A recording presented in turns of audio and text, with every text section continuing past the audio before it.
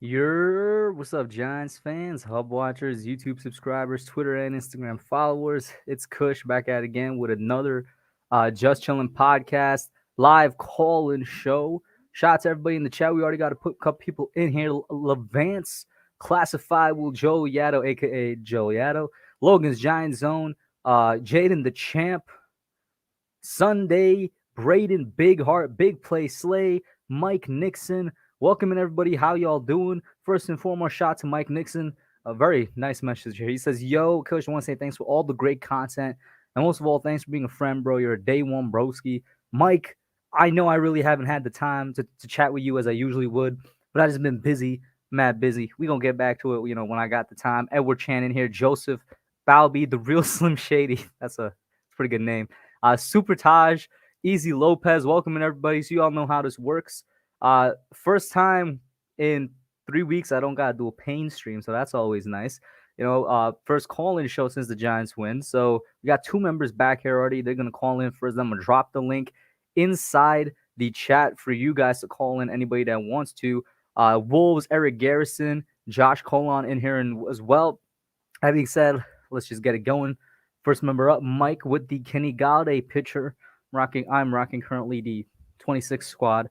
Saquon, what's up, man? How you doing? Yeah. What's up, Pub? What up, man? How you doing, bro? First win of the season. I know. It feels good. And I'm going to continue to pick us to lose because when I do, we win. Mm-hmm. So I'm not changing it. I'm going to pick us to lose. Was the Saints game the only game this season so far that you picked for us to lose? Yeah. Really? So you picked us to win all 3 weeks before that? Yeah. Okay. Maybe you're onto something. Yep. And all I have to. What's up, G Nation? I didn't see him in here. All I have to say is Jason Garrett better. This better be the wide receiver core from here on out. Galladay, Shepard, Tony, Ross, Slayton. Because, in my opinion, John Ross has earned that fourth spot. And Kadarius has earned that 3 spot. Mm-hmm. Look at what happens when Kadarius gets the ball, man. What was it, 6 for 78? Yep. And I hate to say it, but Fisk is onto something. Slayton may not be here at the end of the year. We'll have to see because they really like Slayton. Despite, his troubles, we know he has a little bit of trouble catching the ball sometimes, but they do like him a lot. Also, somebody in the chat is telling me Jalen Smith has been. Yeah. Oh my God. Didn't they just give this man the big contract? Thank you, Giovanni Reyes, for letting me know about that. Did they not just I actually messaged you in the Discord about it. Oh, my bad. Yeah, I was out here doing work right beforehand. But yeah, when did they give him the new contract? Wasn't that like last year or 2 years ago? Yeah, I think 2 years ago. Okay. So I found an article. I'm just gonna share the screen real quick for anybody, just coming in, just finding out the news as I am, because this is brand new to me. On ESPN.com, as you can see, Dallas Cowboys released former Pro Bowl linebacker Jalen Smith by Todd Archer. Now, first of all, it comes as a surprise, but literally when they drafted like 2 linebackers in the draft, I was asking myself, they have Smith and Van Der Esch, so like, how are they going to work these guys in? And I know they've been playing. From my understanding, the Cowboys are set to pay him 9.6 something. In bonuses, they were supposed to pay him 7.2, but they're free from 9.2. Next year, if he got hurt they would have to owe him like 9.6 Mm-hmm. because me and a bunch of my friends in another Discord were talking about it, and my one friend's a Cowboys fan. Mm-hmm. What up, CJ in here as well? I'm seeing people in the chat saying we should sign Jalen Smith. Listen. I always thought he was a little bit overrated. I'm not gonna hold you. I always thought he was a little bit Yeah, overrated. but So but but with the Blake Martinez injury, I know, but still, though, you know what I'm saying? I think it's worth a shot for a year, Mm-hmm. just a year, and let's see how he plays. Mm-hmm. I'm just, hey man, listen. If it's for like the same money we gave Isaiah Wilson, I'm not against it. But I'm really gonna be feeling some type of way if it's anything greater than like the vet minimum or something. Mm-hmm. But that's just it. You know what I mean? This is really a surprise no matter what way you split it. But like I mentioned, right? They had Parsons, Van Der Esch is still there, and they still have Keanu Neal who went from safety to a linebacker, and then they got Jabril Cox, another rookie. It's like they have a lot of linebackers. But Mm-hmm. damn, Cowboys really signed that man for what, bro? That's kind of crazy. Yep, That's kind of crazy. Well, now that it we got is. we acknowledge that, I mean, I guess back to the Giants win. What's up with it, man? Huh? I guess we're heading back to the Giants win, unless you want to continue to talk Yeah. about that. Nah, we can continue to talk about the Giants, Mm-hmm. and I believe that Daniel Jones is the guy. What he show you I during this still game?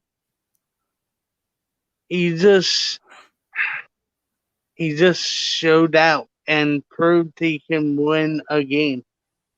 He Mm-hmm. brought us downfield to eventually tie the game with a field goal and brought us downfield in overtime to set up for that Barkley won.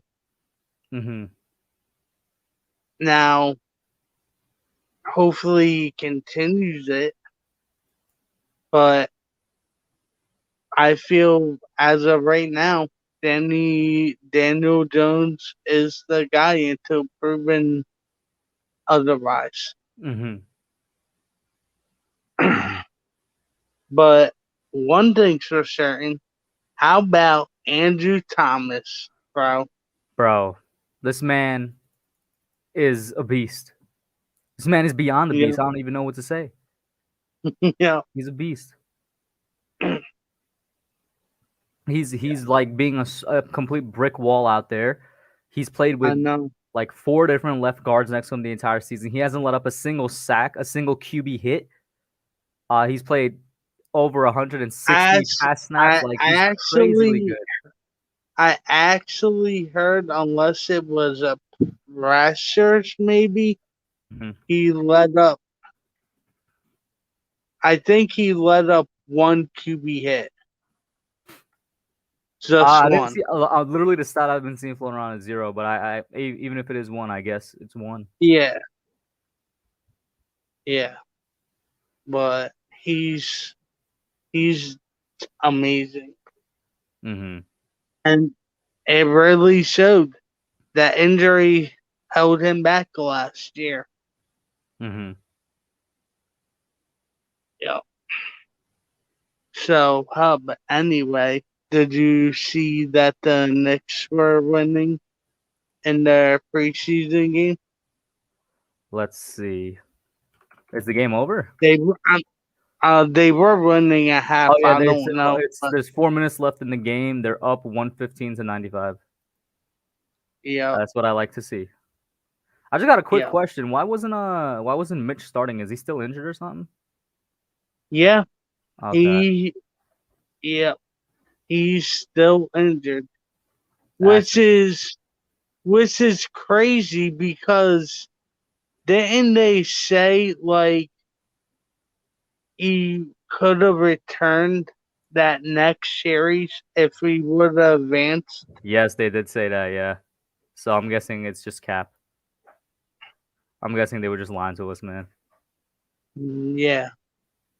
Or maybe he had a minor setback, Mm-hmm.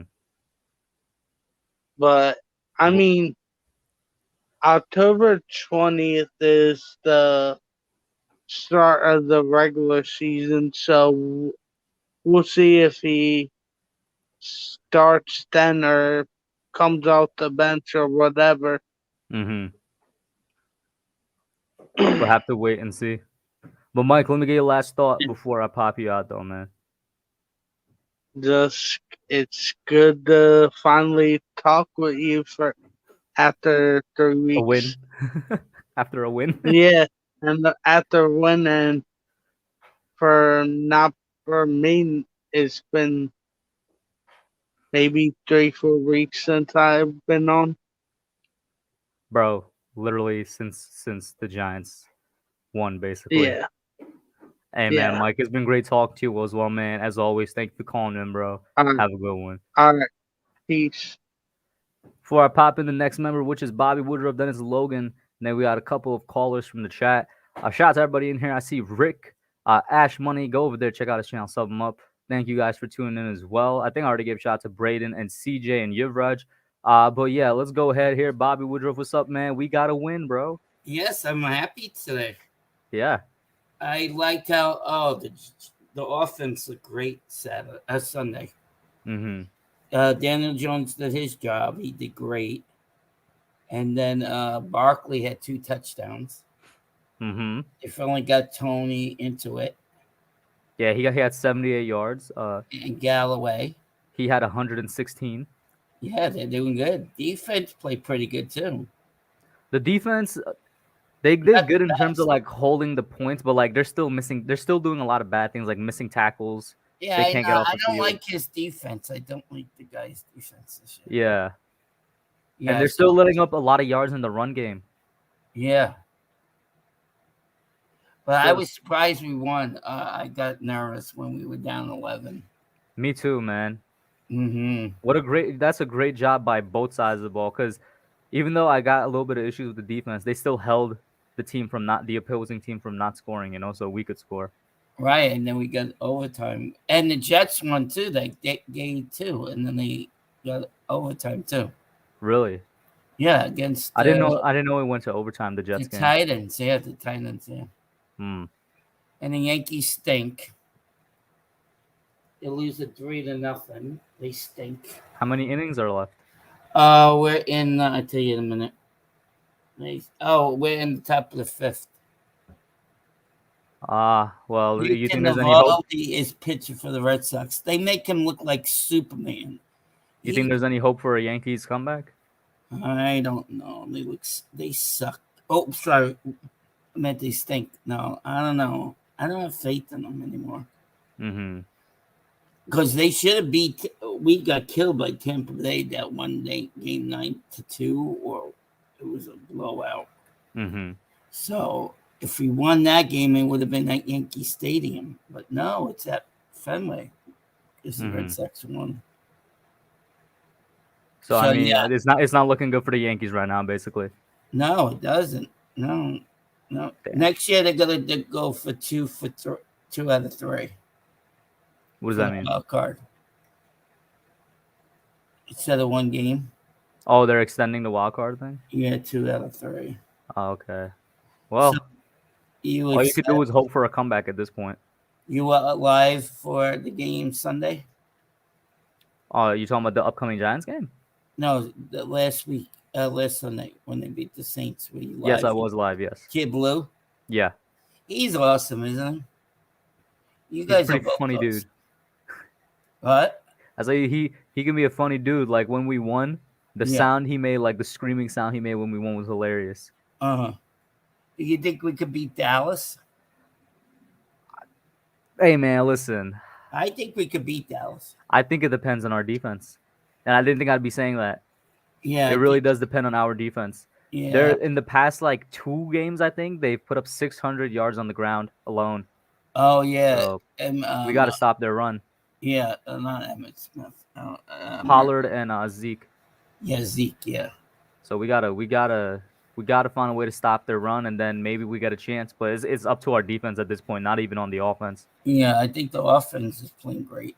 The offense is clicking now. Garrett is finally, he's not calling just a bunch of short routes or Yeah, stop and go different. rush. I saw a lot of different plays he did. It was good. And Kenny Galladay is being used a bit more. And I think Tony. he's being used well now. And, Yeah, and now the players are also healthy. Like now Saquon looks healthy. Now Galladay himself looks healthy. yeah. You know, And then I hope we get what's his name started too, Rudolph, because Evan Ingram has to go. I thought Evan Ingram should have gone since last year, man. I know he stinks. Every single game he has a drop. It's crazy. Yeah, he ruined the game for us on like the week before the Saints game who we play. The Falcons. Yeah, he lost the ball and we didn't he lose the ball, fumble. He fumbled. I can't remember if we recovered it or if it was recovered by the Falcons. I know he fumbled. Mm-hmm. And then the other guy, who else? He should have caught that game against Falcons. Slayton. No, that was against Washington. Yeah, right in his hands, right? Mm-hmm. Oh. But forget about that, man. Let's focus on the win. Yeah, Daniel Jones really is doing good. Mm-hmm. He hasn't fumbled too much this year. He hasn't fumbled at all this year, I think. Maybe once. I don't think he's fumbled at all. Not too many interceptions either. He just one at the end of the half before. That's it. He's been very, very safe with the football, and he's putting up a good amount of yardage. Yes, he did 400 over 400 Sunday. Yeah, he did good. What are you looking for in the Dallas game? I hope they win. I hope, like you said, the defense wakes up and plays a good game. If they do, we have a shot. You got to come up with a different scheme for the Dallas Cowboys. We also have to get pressure on Dak. Do you think we should play zone? I'm not a defensive coordinator, man. I'm not sure. Well, if you were a defensive coordinator, what kind of defense will you play against the Cowboys? One that can stop the run, man. Yeah. That's it. Literally, the problem with our defense right now, or the biggest problem, is that none of our edge rushers actually are showing up. Lorenzo Carter and O'Shane Zimenez have been absolute non-factors. Well, what about the big guy in them? Oh, we paid the big fat guy. What's his name? Les Leonard, right? But that's what I'm talking about. Our edge rushers. Yeah. Leonard's on the inside. Yeah. But Leonard Williams himself, he got to show up a little bit more too. But we're getting no pressure from the outside at all. Right. Like they rush at the tackles and they get stopped. Aziz is the only person that's really gotten sacks for us, but he's a rookie. Good. That guy's good. Yeah. But he's just a rookie. There's only so much you can ask and expect of him. Right now, but he's doing good. You gotta give him credit. But we need one of those other guys on the edge to show up with him. Oh, definitely. Yeah, I agree with that. Yeah. Yeah. And if we stop the run, well, Dallas Prescott is a good quarterback. So if he slings the ball all over the place, we're in trouble. He got a great arm. He's looking really good. Yes, he does. He's a great quarterback. Yeah. Do you know the Sports Fury? Yeah. You know Sean? Yeah. He's a big Dallas Cowboy fan. Yeah, I know that, yeah. Yeah, I told him good luck. I don't know. Like that. I hope he can win. I hope we can too. If we could just string together a couple of wins, that alone, like, what a turnaround that would be. Who do we play after Dallas, you know? The Rams. At home, right? Yeah. So Dallas is at Jerry World, then the Rams is home. Are you going to any games this year? Week 18 at home versus Washington. Oh, the last game of the season. Well, I'm going to try to go to the Eagle game. Which one? The home game. Okay. You know who's going to be there? Michael Strahan. Yeah, and also Bad Dog, Chris the Entertainer. Mm-hmm. They're going to be all having a, what do you call it, thing. Before the game, tailgate party. Tailgate, okay, yeah. Yeah, so I want to see them. That's going to be pretty cool. And I want to meet Bad Dog's big friend. I forgot his name. He's a huge guy. He's taller than Bad Dog. The big boy. Kid Blue met him. Do you see when he went down there? Nah. Kid Blue sitting next to him. He is so tall compared to Kid Blue. You didn't see that? Nah. That was probably years ago, man. No, it was a couple of years ago. Ask Kid Blue to show you that. Give him. That's what I'm saying. It was years ago. I'm gonna have to ask to see it. Yeah, it was good. It was good. Yeah. He's short. But Bobby, let me get your last thought before I pop you out, though, man. So I will love to see the Giants play good against the Dallas Cowgirls on Sunday. Mm-hmm. That's my thought, my big thought of the night. Bet. Thank you for calling in, Bobby. And I hope the Yankees come back. They stink. They need to come back, man. Yeah, I don't think they will. But you guys, you have a good night too. It was nice talking to you. My mic's working now, huh? Yeah, it looks really good. A lot better than before. I don't know what I did. I told you I did something, right? It was something with the software. Yeah, microphone. Mm-hmm. All right, let Logan come on, right? Mm-hmm. Tell him I said hi. I miss him. I'll tell him. Kid, he's a smart kid. Very smart, yeah. Better than me. I'm all fart. It's all right. Oh, Bobby disconnected. Damn.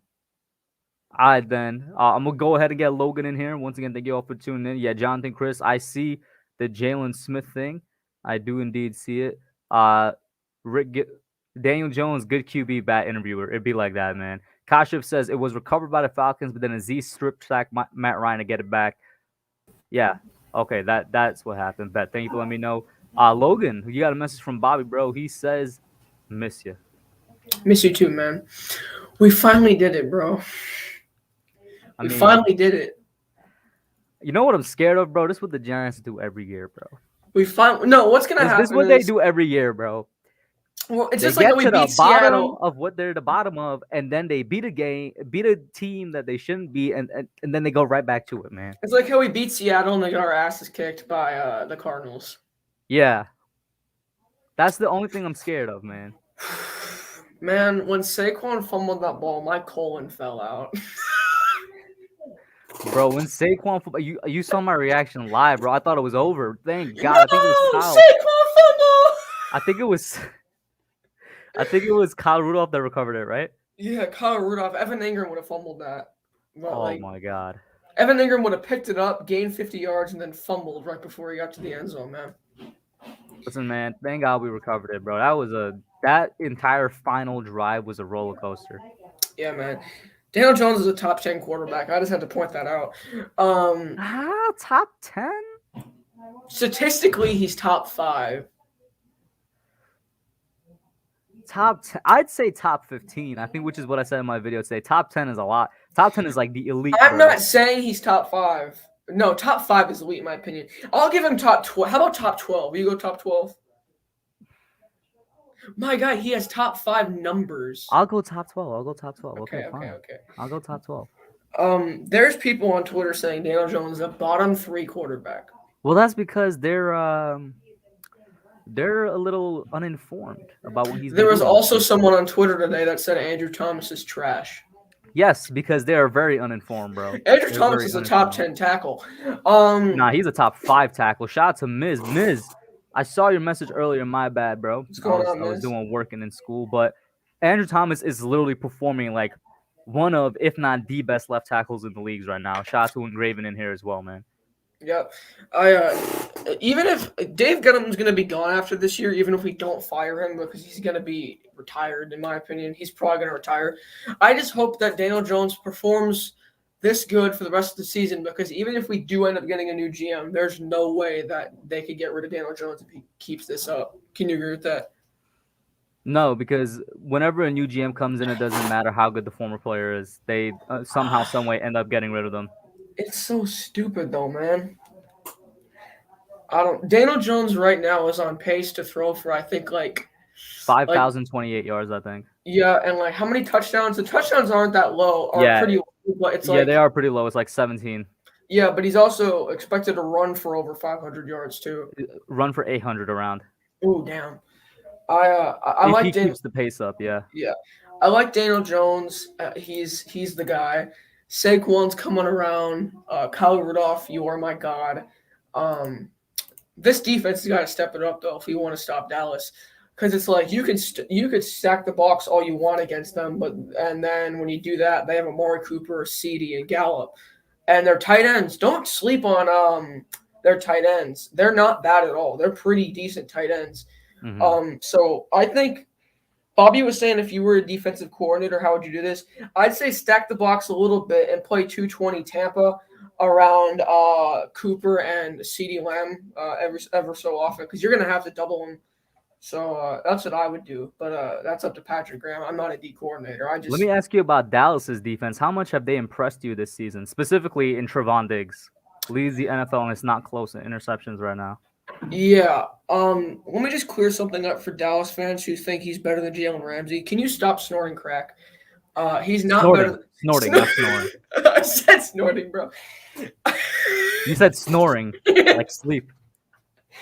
Please stay off the weed. There was a PFF vote that said, is Trevon Diggs the best defensive player in the NFL? And more than half voted yes. And I'm like, are you? I'm genuinely surprised by the amount of Dallas Cowboys fans in existence, bro. What I really are you am. Smoking, bro? No, I'm just really surprised by the amount of people that are Cowboys fans in real life. It's ridiculous. Shout out to Lucas in here as well. He says Xavier needs to step it up. McKinney really needs to step it up with me for his tackling, man. His tackling is kind of bad sometimes. Yeah. Speaking of things that need to step it up, the Giants' pass rush needs to be put on a carton of milk because it is missing, bro. Where is this Giants pass rush? It left with Kyler Fackrell, bro, apparently. Aziz is the best player pass rushing wise that we have, and he's a rookie. That's sad. Like, my guy, I did not say snoring, bro. Nah. Leonard Williams needs to step it up. He's never really been a pass rusher. So people that are like, where's Dexter? He's been a pocket pusher. Yeah, he's a pocket pusher. He's not one of those guys that's going to get you 5-10 sacks a year. People just got to – because I'm seeing so many people that are like, where's Dexter? He's supposed to be a great pass rusher. No, he's not. Did you not read what I will say is I disagree with that, but they do have a point in where's Dexter. I'm going to pull up his stats right now, but I remember checking in week 3 where it was like 1 tackle through 2 games. I'm like, oof. Yeah, he did good against the Saints, though. He disrupted – he was pretty decent against the Saints in the beginning. Oh, massive improvement. He's up from 1 tackle to 10. Yeah. I like to see that. Massive improvement. But no, I agree with you. Dexter Lawrence, he's a pocket pusher. He's not a pass rusher. It doesn't change the fact that the rest of our defense and the players, once again, it seems almost as if our pass rush left with Kyler Fackrell. It's kind of crazy. Can you pull up Miz's last comment? Because that is pure facts. He says, here comes the home run, Rizzo. Yankees are alive. Home run Izzo. Not Rizzo, that one. My bad. The bottom one. Oh, I just see it. It just loaded up for me. What up, Salo Rent? Bro, Leo won't be like that last year. No, Tomlinson. Yeah, it's facts. Tomlinson opened up that for him. Listen, I partially agree with this because it's very clear Dalvin Tomlinson has an effect on the team and on the defense and how Leo performs. But Leonard Williams was good before he got here. You know what I'm saying? Like, he could continue to be good. Mm-hmm. Like, anyone who I do think he's not like he's been horrible. He's just not what he was last year right now. Yeah.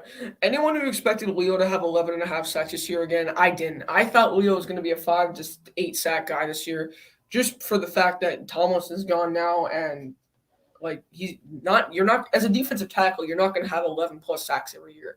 So unless your name's Aaron Donald or like Warren Sapp or somebody. So I'm not that mad about it. But I like it, bro. If we don't step up in our run defense, something bad is going to happen this week. That's what I was telling Bobby, last caller. He was like, what should we do on defense? I'm like, Cowboys got 600 rushing yards in the past 2 games. So we definitely got to do something about our run defense to try and stop that with Pollard and Zeke. And let's not forget, Dak does have some legs on him whenever he wants to use it. And also, even if the run game isn't working, like we saw week 1, they do a lot of screens, both wide receiver and running back screens to kind of supplement that run game too. So, I mean, just keep your eye on that stuff. Yeah. Rick says trade Jabril and Ingram for Chandler Jones and draft Urban Meyer. All right, so it's clearly a joke comment. I was like, wait a minute, let's not trade anybody yet. But then he said draft Urban Meyer, so it's clearly a joke comment. Oh, man. But as soon as I saw the Jalen Smith release, I'm like, can we get this man? Blake's out. Listen. Tay Crowder is garbage. Stop the cap. I give my man Take some credit, bro. He's not the best, but he ain't garbage. Real quick, how about this? Tay Crowder's not garbage, but he's not a Mike linebacker. Well, he's not even playing the mic for us. Reggie Ragland is playing the mic for us. He's the one with the That's green dot on his That's helmet. right. Wait, no, I could have sworn when I was watching the Giants game, the announcers said that Tay Crowder is playing Mike. Was that last week? I remember week 3. It was Reggie. Why can't I say his name? It was Reggie Ragland. Here, let me go on the Giants. And Reggie hasn't been that bad, to be honest. I like Reggie. Here, let me go on the Giants depth chart. While you bring that up, I will say, hold up. Yeah, Lucas says, I thought Ragland was solid. Silo says, what do you think happens to Skura when Bredesen comes back? I mean, he should be bumped back down. He had a good game. I gave him credit. But, I mean, I still think Bredesen is better. And like I said, the one thing I trust the most right now with this team is Rob Sale. If he says that Bredesen is better, you got it, bro. Yeah. If he says Skura is better, you got it, bro. You're seeing the effects of his coaching on this O-line, bro. It's ridiculously good. Yeah, one sec. Let me Bark Nasty, you're right. Regardless of how well the offense performs, we lose the Dallas game if the defense doesn't have drastic change in play. Easy Lopez says Smith does not want to go here. Once again, I'm not sure if I even want Jalen Smith. Unless, if we could get it for the cheap, then sure. Yeah. Miz says Gelmer wanted to draft Parsons at 11. Remember that? Yup. Wait, was that a thing? Did that come out from a source? Yeah. For real? Okay, I did not know that. Hold up, I'm gonna have to go and look that up after the stream. Yeah. I'm worried because what were we giving up? Like 8-9 yards a carry last week? It is Alvin Kamara. You know what I'm saying? I'm just gonna say that. I mean, that's not no. I don't care if you're going. No, I agree with you. Yeah, Eric Dickerson, bro. You don't give up 9 yards a carry. Our run defense needs to step up. I definitely agree with you. That's Madden numbers. Man, no, I'm just so worried about this Cowboy game because if you stack the box, Cooper and CD are right there. So it's like the defense has to step up because theoretically we have the talent to keep up with Dallas on defense. It's like, but just step up because defensively we have not been that good this season. I think we're in the bottom 15 defense. Overall defense, I have it pulled up right now on a reference, Pro Football Reference. Wow, the Washington football team is at 30. That's kind of crazy. And went from 2 to 30. Where are we? We're actually somehow, someway, middle of the pack, 15th. Yeah. But this is ranked by points scored. So if we do it let's do yards. If we do it by yards, we drop a little bit. We're the 22nd defense. Oh. And I think those are really the two things if you want to judge an overall defense. Unless you want to get into like the PFF thing where they make up their own grades, but by points and yards, we're in the 15 to 22 range. Yeah, I hear you, Miz. He said this is why we pay these two corners. Bradbury and Jackson haven't been doing that great this year. I feel like a good amount of that does have to do with the pass rush, but individually, I've seen way too many times where I'm like, and James, he has his 2 picks. I still believe he's the player he was last year, but we're not seeing it. Yeah. I can't answer why, but we're just not seeing it. Yeah. You know what I'm saying? And by the way, part of it is scheme, but part of it is himself as well. Mm-hmm. And shout out to my friend Coach Dante for telling me this. Coach Dante is a Texans fan. Obviously, Adoree Jackson used to play in the AFC South, and Dante told me whenever he watched Adoree, he was always garbage. He said Dante watched him 2 times a year and said he was absolutely garbage. Whenever. This is what I'm gonna tell you right now. Adoree's low-key he's been good for. He has been good for us. He's been good for us. He's been a solid corner. A guy that's got to step it up. Oh, by the way, shout out to Jabril for the best coin toss in NFL history. You got to make a T-shirt of that, bro. I'm telling you. I'll try. I'll try. You can censor it. Let me get your last up before I pop you out, man. We got 1, 2, 3, 4, 5, like 7 people backstage right now. Damn. Nice packed. So we gonna get these dudes in here, man. What's up, bro? Let me get your last thought. Yeah, thanks for having me on, man. I appreciate it. Giants defense, step it up. Pass rush, get to Dak, or we're not gonna win this game. And let's go get them Cowgirls. Sure, man. Have a good one, bro. Peace. Yep. Giants Opinion Sports member alert says, I hear the criticism about the pass rush, but this team was built to get coverage sacks, and that hasn't happened this season. We haven't been getting any type of sacks, man. We haven't been getting any type of sacks until this game. I saw a little bit of pressure, some quarterback hits. I know we registered 0 quarterback hits, but I vaguely remember us getting to the QB like once or twice, which isn't that much. But no matter what the team was built to do, man, you can't tell me we've been getting any type of rush on them. Next up is actually one of my boys in real life. His name right here is Nas6 for some reason, but his name is Abed. Up and coming New York City rapper. What up, man? How you doing? Yo, you hear me right? I can hear you. Yes. Bet. Oh, nah, that's because that's my name on Discord. So like, Okay. hey yo, everyone that's in this chat should be on the Discord, bro. There's some very exclusive content. You know what I'm saying? My man Kush would know about this very exclusive content. You know what I'm saying? Listen, I've already went against these allegations. That was not me in the video. All right. Somebody took my face and photoshopped it onto a dude in that video, man. Oh, word. Yeah. I don't know about that, bro, because I'm the leaker. You know what I'm saying? Sure, man. Sure thing. But look, even Josh Colon is saying, you know what I'm saying? He's like, hey, yo, because he knows it's not me. He knows it wasn't me. Listen, bro. You know what I'm saying? We know for a fact. Look how everyone's. I don't want to know. Oh my god, bro! You do want to know? Go drop the Discord. Nah. Drop the Discord. Drop the Discord real quick. Cause drop it's that it's into your in the chat. description, bro. It's in the description. Say like you Yeah. always drop that shit. But yo, listen, bro. I have to say one thing, bro. Hey, yo, Authentic remembers you, bro. What's good, bro? Listen, bro. Daniel Jones had an amazing game last week. Like he played really, really solid. I was really happy with what I saw. And to all the Daniel Jones haters, bro, I need y'all to see this, bro. This is Daniel Jones, Pen 15. I need y'all to swallow this, bro. I need you to keep throwing my man Hub right here, bro. You gotta do that, bro. Listen, bro. Like I'm not gonna do it on camera because hey, yo, I'm not trying to get you demonetized, but like that's what these. You're teetering on the line right now. I'm not gonna. I know. I'll be careful. You know what I'm saying? But yeah. That's what y'all gotta do, cause I'm tired of the slander. I'm tired of the hate, bro. He may honestly like. I think that was what his best game of his career had to been. Like he was super clutch for the most part. He was. Can you turn down the gain on your mic a little bit? Oh yeah, sure. Yeah, no, he had 402 yards passing. Definitely that career high in terms of that. Hold on. Oh, is that Sabria? Oh, that's his sister. That's my sister, bro. My bad, y'all. She a loudmouth, you know what I'm saying? She got friends and she popular now. But back to what I was saying though. For sure. All right, then for sure, Authentic. Yo, what up, man? What's good, bro? I know you've been popping around. First of all, y'all see that jacket he has on? He got that from Carl Banks. All right. Y'all need to I didn't even know you popped me in real quick. What's up, fam? Yeah, no. You said pop it in for about for a quick. Yeah, man. I appreciate it. What's up, Nas? How you living, man? Wow, this man now he got up to be like, hey, yo, Sabri. I'm good. I just had to, if we gonna wear the Giants, bro, I gotta get my Knicks jacket in here, bro. You know what I'm saying? I see you, man. Yeah, shout out Carl Banks, man. Send me the drip. The junk came in today, man. Like, see the patches. That came in real quick too, because it was literally the other day I saw it on Twitter. So I'm like, that was really fast. It was super quick, man. He must have overnighted that, man. But I just wanted to pop in real quick, just give a couple opinions on a couple things I was hearing y'all talk about earlier. Starting with Tay Crowder, man. Tay Crowder, a baller, man, stepping in, filling in for a injured, riddled linebacker section that we have here with the New York Giants, man. I think he's balling. Last game, he had 11 combined tackles in one game. That's the kind of hustle you want to see out of players.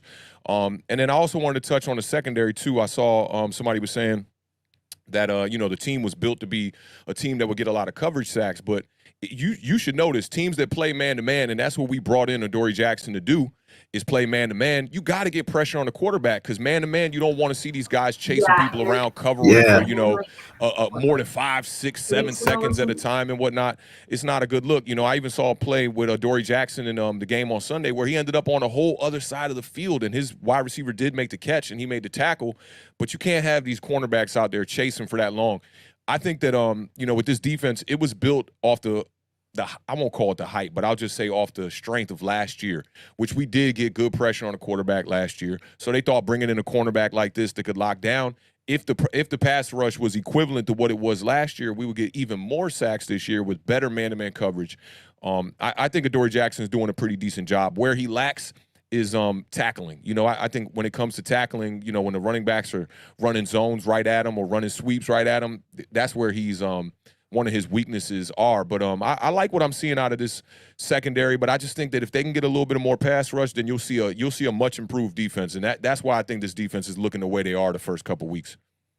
Yeah, I mean, to add on top of that, I mean, like, guys are, like, clearly getting burnt and beat. Like, you know, if we go back to the Saints game, bro, like, for every, like, there were a lot of plays where I think those 8-9 yard, like, gains, like, it wasn't even just to compare with the run. Like, this man, Jameis Winston, was throwing, like wide open balls, and these dudes are completely open. I feel like it's just because, like, our secondary is just getting tired. Because, like, again, we're playing man, and you know, in order to play man, you got, you know, of course got to cover, but yeah, again, you gotta get pressure in there too, because it's like back and forth. It's like there's gotta be a balance. Like there's gotta be enough pressure with enough coverage. If we can just get that sweet spot that we got last year, because that's what it is. Last year we had that sweet spot perfectly, but this year it's been off. It's either we're either getting beat on coverage, or we're just not getting there on time. Yeah, you 100% right on that, bro. I agree with everything you just said. You know, a good pass rush makes the secondary look better, and a good secondary can make a bad pass rush look even better. And also, in addition to that, our guys can't seem to tackle as well as they were tackling last year. This is not just the secondary. This is also the linebacking core for me. Speaking to that, Jameis, you would mention the passes Jameis were throwing, even the passes that he got out to guys where Giants white jerseys were there, they still almost, it looked like they were bulldozing through part of our defense. And I'm just like, nah, you need to wrap up tackles. I mentioned Xavier McKinney earlier. He's one of the guys that I think I really need to step up in tackling. I know that's not necessarily his game, but we need our safeties to do a better job. We need our corners to do a better job. They just need to wrap up better. Yeah, 100. You got to see a lot more gang tackling, and we saw that in the second half of the season last year. So you want to see a lot more gang tackling out of this defense, especially when you're seeing guys getting roughed up like that by Taysom Hill. I mean, he was just throwing people off him. But, you know, for me, I heard y'all talking a little bit about the Dallas Cowboys game, and I just wanted to touch on that real quickly, too, before I get up out of here. You know, I think that the key to winning that game might be not to stack the box. I think you might want to allow them to run on us and try to stop it with the front seven. Try to stop it like that because, one, what it'll do is it'll change the tempo of this game. It'll slow things down. It's kind of what happened in this game against the New Orleans Saints because their passing game was clicking a good bit. Jameis Winston did have some pretty good numbers. I think he was like 17 to 23 or something like that. And we were struggling to make, you know, big defensive plays and big stops, but we allowed them to run the ball. Alvin Kamara did have a great game, over 120 yards in that game. But look, we came out with the victory. We controlled the clock in the second half. The first half, they destroyed us in time of possession, and that's why I feel like the offense only put up 10 points in the first half. So for me, against the Cowboys, at least early on in the week here, I think the game plan is don't try to stack the box and try to match up with their weapons out there with just 3 or maybe even 4 guys playing the back end of the secondary. I think that'll be a recipe for disaster. I say you try to stop Zeke Elliott and Tony Pollard with the front seven, even rushing, you know, less than that, you know, even sometimes just have 6 up front, you know, and try to allow them to, you know, just contain that running game because I don't think we're going to be able to stop it. You just talked about it. You said it's 600 yards in 2 games of rushing. Is that what you said? Yeah. I mean, that's crazy numbers That's, right there. That's if I'm surprised if that's not the best rushing attack in the league right now. Yeah, I mean, they should be. They're definitely top 3 with Baltimore, of course, and Cleveland. And Cleveland. Mm-hmm. Yeah. But now also another thing to contribute is like, bro, like because of their rushing game so elite.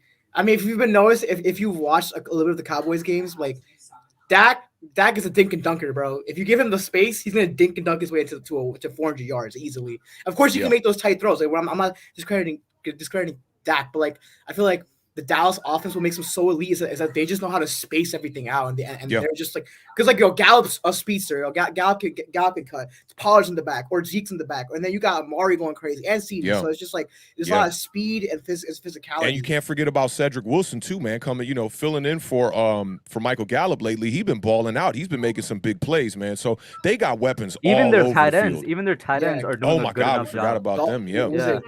Dalton Schultz and I don't know why I'm forgetting the other one, but they got 2 tight ends that are doing a good job. Blake Jarwin, I think that's what it is. Yeah, is it Jarwin? Is it still I think it's Jarwin, Jarwin? right? I'm not sure. Schultz and Jarwin, I think. Yep. Yeah, their tight end game's strong too, and their blocking has been amazing too. Mm-hmm. And then I agree with you, Authentic. You can't stack. That's what Logan was saying earlier. We have to find a way to combat the run, but I agree. Do not stack the box. They have too many passing weapons to get the ball out to and to kill us with. Yeah, because what you really got to do against the Cowboys is contain the big play. You don't want like Amari Cooper going crazy, getting busy. You don't want CeeDee Lamb getting busy, getting into a momentum. I think we got to play them kind of like, the last two teams that have played them in the past 2 weeks with the Carolina Panthers and the Eagles, kind of not allow them to run, but if you're going to die on the sword of or die on the shield of letting them run the ball. Don't die letting them get the big play.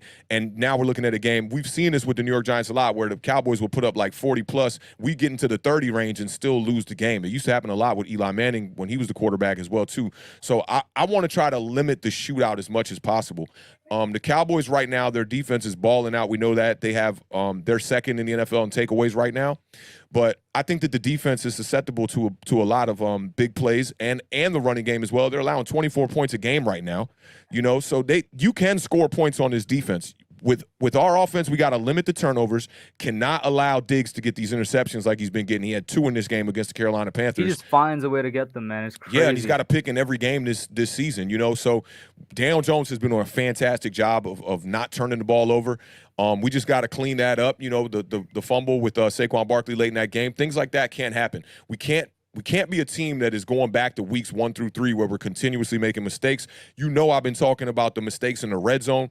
The Giants now are 4 games in a row, 1 for 3 in the red zone. It didn't look as bad in this game against the Saints because we scored on some big plays from outside of the red zone, which I want to see some of that in this game against Dallas this week. It's going to be a tough game, though, man. Dallas looking like not only the best team in the NFC East, but maybe one of the best teams in the NFC Conference. So, we got to find ways to limit them. It's our Super Bowl. It's our Super Bowl right now. 5 games in, that's going to be the Super Bowl. Giants got to come out here and win a game against the Cowboys, where I predicted we would go back-to-back against Atlanta and the Saints. We lose to Atlanta. I need this back-to-back here. I need us to get this win against Dallas because the schedule is going to get crucial here in a second. Real quick, before you do go, I got 2 things to say/ask. Is it crazy that it seems like we have a better chance to score when we're outside the red zone as the first one right now? Yeah, and I think we're on the verge of cleaning that up, though. I think that a lot of that, people blaming Jason Garrett's play calling as the reason why we're failing in the red zone. But I've literally looked at every red zone attempt over and over and over and over again. There's always mistakes that happen before the failures that happen in the red zone. And a lot of it is like sacks, giving up sacks on second down, putting us in third and long situations. It was like almost 3rd and 21, I think it was. 3rd and 21 or 3rd and 22 or whatever it was. Even the late drive against the Atlanta Falcons when we're trying to put the score in late when it was 14-14, you get the sack given up by Nate Solder. We're looking at a 2nd and 20. So those are the things that we got to limit and capitalize when we do get the opportunities. Go down there and score when you get in the red zone. I think that's very important. And then the second one I was going to say is real quick. I'm going to pop in Miz for a quick second because he just wants to say hi. So, Miz. What's up, guys? Yo, listen, I'm going to talk some schemes right here with Authentic because I'm Let's get it, Miz. What's popping, bro? And he gives me a lot of love. Good, but, yo, let me tell you something, man. I coached and played my whole life. This is the thing. You want to take Diggs, right? You want to make Diggs feel real uncomfortable. You want him dropping back in the zone or man to man and getting. You know how you run the game? You run the ball right at. You run the ball right at Diggs. Or even most of the game, because we gotta stick with the game, great or not. It's probably not gonna be great, but you gotta stick with it, and run at him. And when he steps up because he's expecting to run, you hit him with the play action deep on his. Yeah, you chopping up a little bit, but I'm hearing you.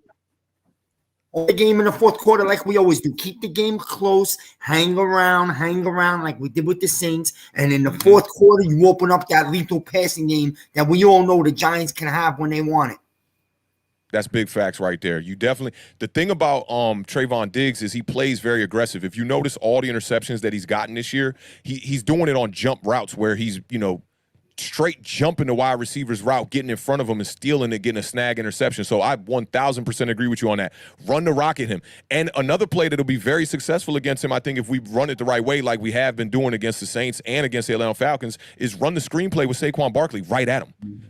Take Galladay, take these guys to run those flies down the field so that he can follow them, and then run that screen right at him. Trayvon Diggs does not strike me as a very impressive tackler, but he is a very impressive coverage style type of cornerback. So, yeah, I 1,000% agree with you on that. Run it right at him.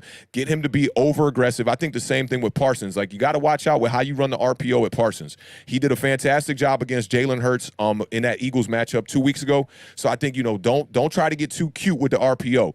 Run the rock right at him. Maybe Booker has a increased role in this game, or maybe Brightwell has an increased role in this game. I'm one that's been begging for more productivity out of the running back 2 situation so that Saquon Barkley can be the Alvin Kamara for this New York Giants offense.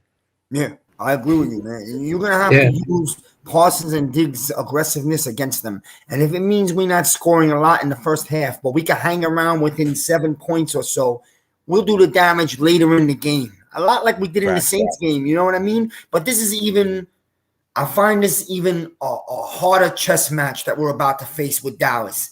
You have to run the ball. It don't have to be a great running game, but that's the only way you're going to keep Parsons and Diggs from, like you said, being too aggressive. You want to use that against them? Set them up for later in the game, the 10-minute mark down at the end of the game.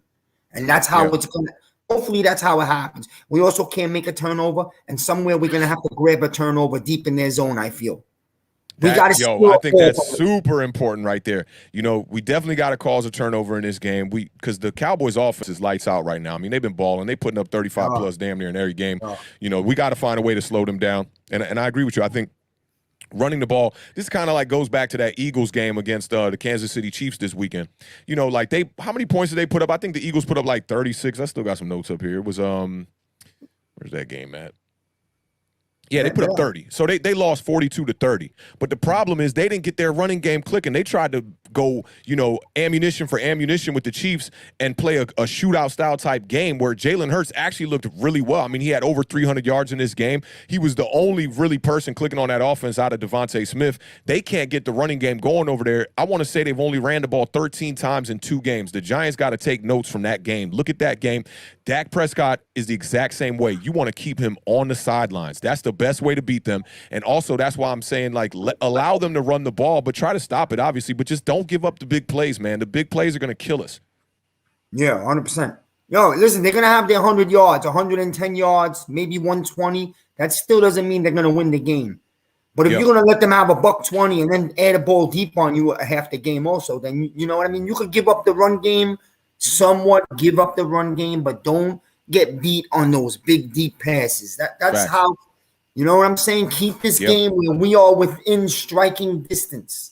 Yeah. You know what I'm saying. By the way, I love your coat. You already know I love your coat. I told you this in the other chat. My G, man. Thank you. I'm loving that jersey too, man. That's going to be one of my next buys. I got to get me a color rush. I've been hesitant this year, man. At the beginning, I wanted to get me that white Sterling Shepard color rush, man. But now, I might have to join the gang and get the Saquon, man. The color rush looking real fresh, man. Yeah. Something about a jacket that's special with I got the winter coat. This joint gave me them vibes of like the '90s too. As soon as I opened up the box, it was like, I was like, yo, this is crazy, bro.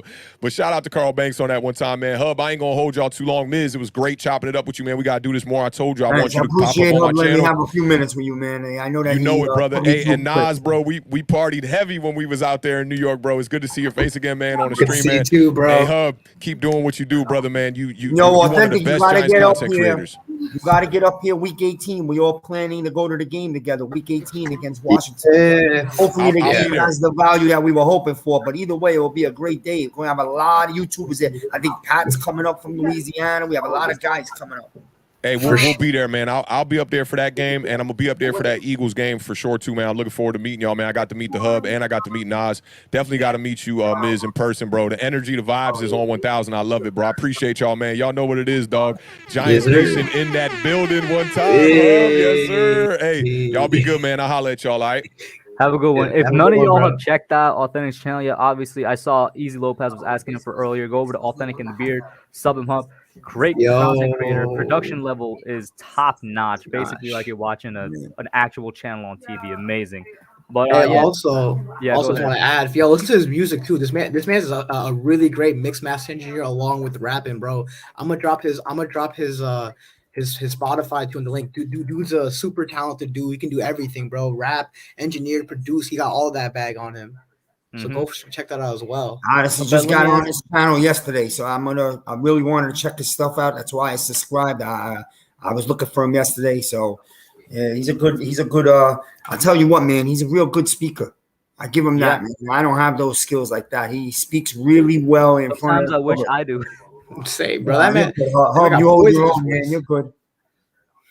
You want me to pop back out, Hub, because I know you got people and you kind of skip me through, and then I'll wait. If you have time at the end, I'll be watching.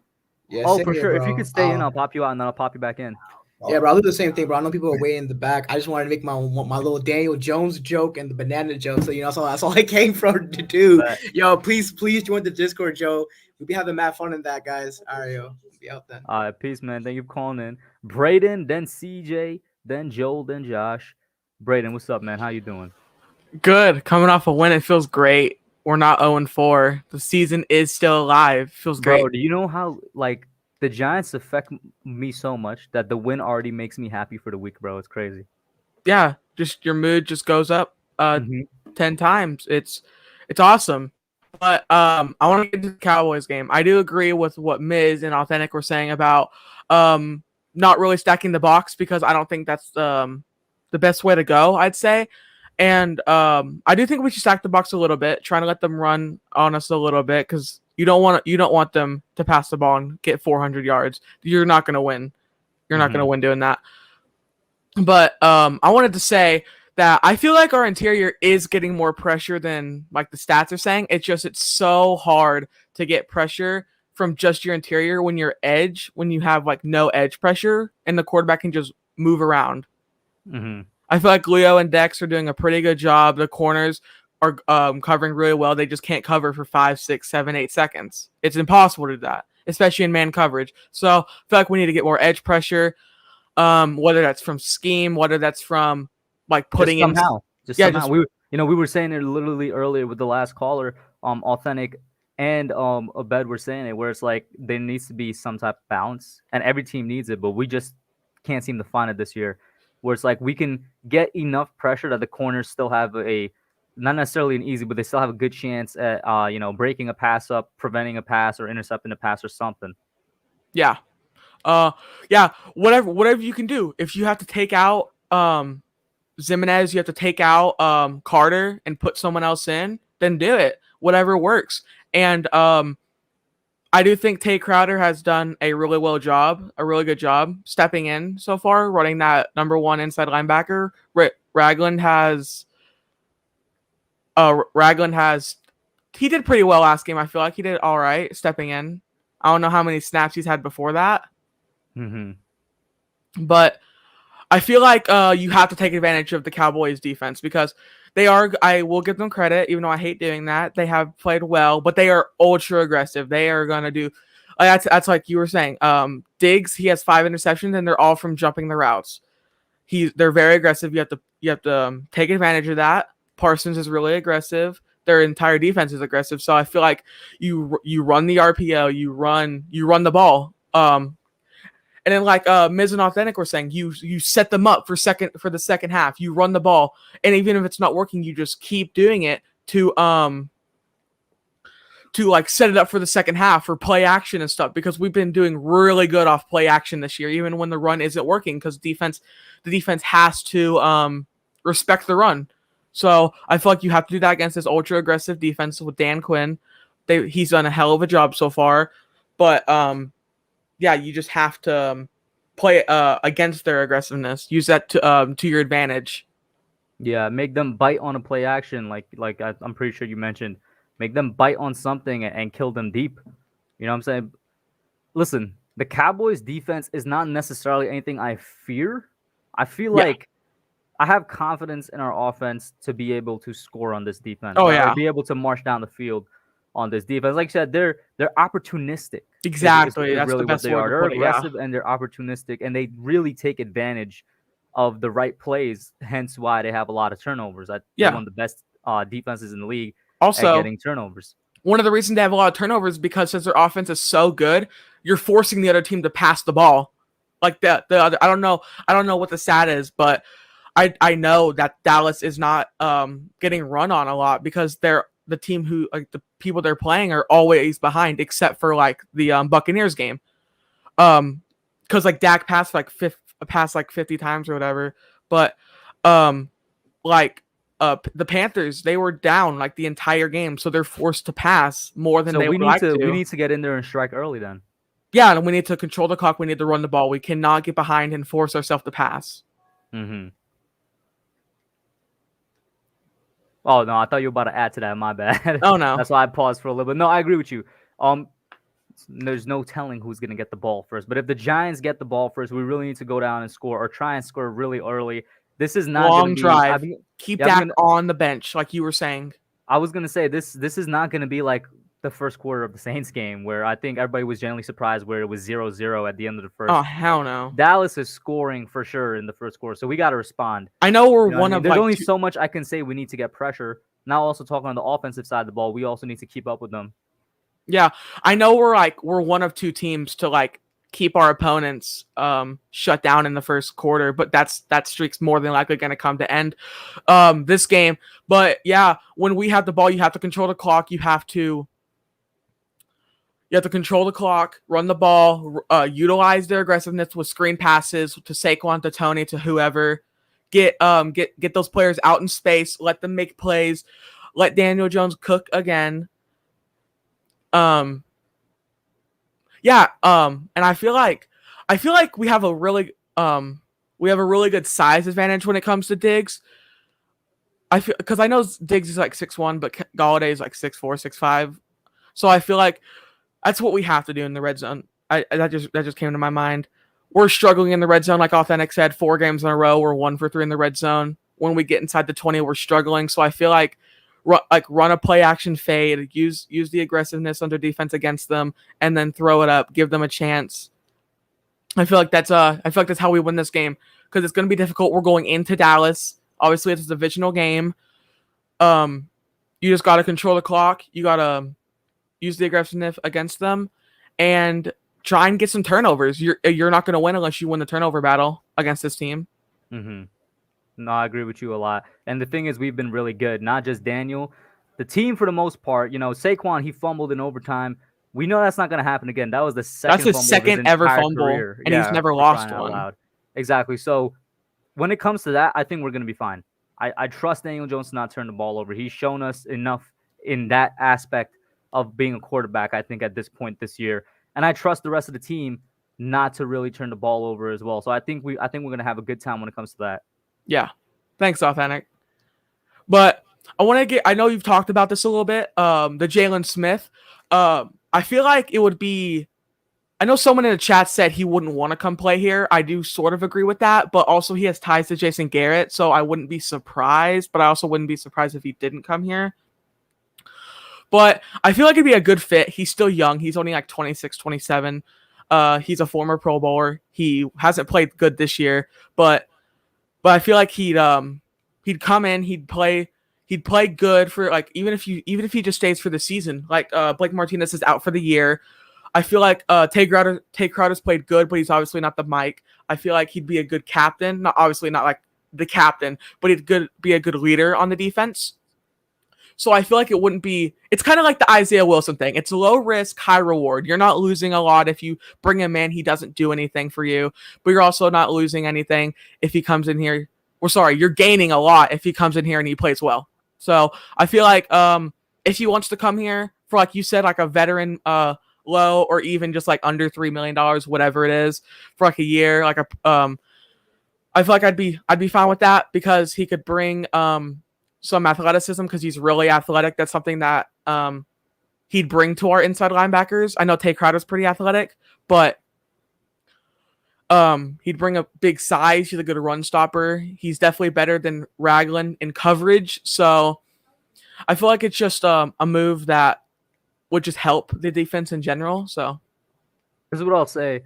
If it's on a deal or, a contract similar to that of, basically Wilson, around a vet minimum where we're literally losing nothing, then there's no reason for me to complain about the move, right? Like if it's something very cheap and the Giants take minimal hit, I'm not going to complain. If it's something more than that, that's when I really start to have a legit opinion on the signing if it happens. But part of the reason I don't want him is because the whole reason he was let go in the first place is because he's been really bad this year. You know what I'm saying? Like, there's been a viral picture of him going around Yeah, I where saw he's that. jumping at a player and he's like a whole 8-10 yards away from them and stuff. But like, when I looked under the tweets and I'm looking at what Cowboys fans think, there's not a lot of people that are like unhappy at the move. A lot of them, they're almost expected it because of he just wasn't living up to the contract that he was being paid. Oh yeah, but yeah, like you said, if he's coming in here on a veteran minimum, what's there to lose? Like, he could come back, he could play really well for us, and like we let him go or we re-sign him or whatever. But I feel like he could come in, he could be an upgrade over Ragland, and but yeah, I wouldn't care if I wouldn't be upset if we don't try and sign him. I really wouldn't care that much. Like, it's not the end of the world, but I feel like it'd be worth a shot, you know? So that's really my thoughts on the Jalen Smith situation. But I was actually pretty surprised because that's a big cap hit. That's like he got re-signed like 5 years, $50 million, whenever, however long ago. I think the cap hit is actually only around $9.2 million. I think it was this year. I'm gonna have to see what it is in the years next up and stuff like that. But it was less than I expected. And I think that's part of the reason probably why they were like, all right, you know, we're comfortable with taking this right now. Yeah, because they drafted like Parsons, obviously, and then they drafted someone else. I can't remember the name. It was like a 3rd, 4th rounder or whatever in the draft, and they had Van Der Esch. So it doesn't surprise me either. But I thought they would trade him, not just release him. I'm guessing that's a good question. Did they even have him up on the trade table? Was there even trade talks going on? Did nobody legitimately want him? There's a lot of stuff like that. Yeah, kind of confused me because like if you even get a 7th for him, it's better than just cutting him. But yeah, Braden, any other thoughts though, bro, before I pop you out? Yeah, I think we have to get a win from these next 2 against the Rams or the Cowboys. A win or wins on both? Oh, just a win. You're not getting both. I mean, if we could get, listen. That's a miracle, but if we could get both. Well, the Rams do look beatable now since the Cardinals just completely whooped them. Whatever. Hey, the Cardinals are genuinely one of the best teams in the league, though. I know, but they look more vulnerable now. So, but yeah, I think if you get a win from these 2 against like the Rams or the Cowboys, and then you come out and you beat like 1 between the Raiders and the Panthers, I feel like you're in a good spot to make a run towards the end of a season because our final 6-7 games or whatever, it's really not that hard of a schedule. Like, you play Philadelphia twice, you play the Bears, you play Washington, you play Dallas. I don't know if I'm missing anybody in there. But you could easily, you could maybe even win out depending on how good our team's playing, because the end of that schedule is really weak. But that's really all I have to say. Just go get a win. Hey man, we could go get a win. We could somehow, some way, really turn the series around if it does happen, man. Yeah. Hey, man, thank you for calling in, Braden, as usual, man. Love the DRC pick, bro. Have a good one. All right. Next up, actually, before I get CJ in here, then Joel, then Josh, and then Miz once again, Carlos had a question for me. I'll definitely answer it real quick right now. He says, contingent on DJ playing well, use both draft picks on the O-line in the first round. Well, first of all, before I answer the question, us winning, bro, you know how much that changes for me as a fan? Because at the end of the day, I'm a fan. I'm already like not thinking about the draft right now, all right? But what I will say is, as of right now, I ain't drafting a new quarterback, all right? If with the 2 first picks, I'm going to tell you what I'm doing, bro. 1 on O-line, 1 on pass rusher. That's it, as of right now. You know what I mean? But, Miz, you're still in here, by the way. You're asking for the link. But CJ, what's up, man? How you doing, bro? I'm doing good. What's up with the shades? I'm doing good. Yeah, what's with the shades, man? Just chilling at wherever. Hey, yo, let me see the side profile. You got a haircut, bro, yo. You know what I'm saying? Chilling at wherever. A beard done, bro. Doing whatever. Okay. How you doing, Kush? I'm good. By the way, Johnny Payne Sports, thank you for that update. He says they released him because of a huge injury clause in his contract. That maybe there is something we don't know right now. Yeah. By the way, thank you, Benny. Yes, get it to 50, and we're on the road to 4K. Go ahead, though, man. Okay. Finally could take the Orange Cassidy look off. But all right.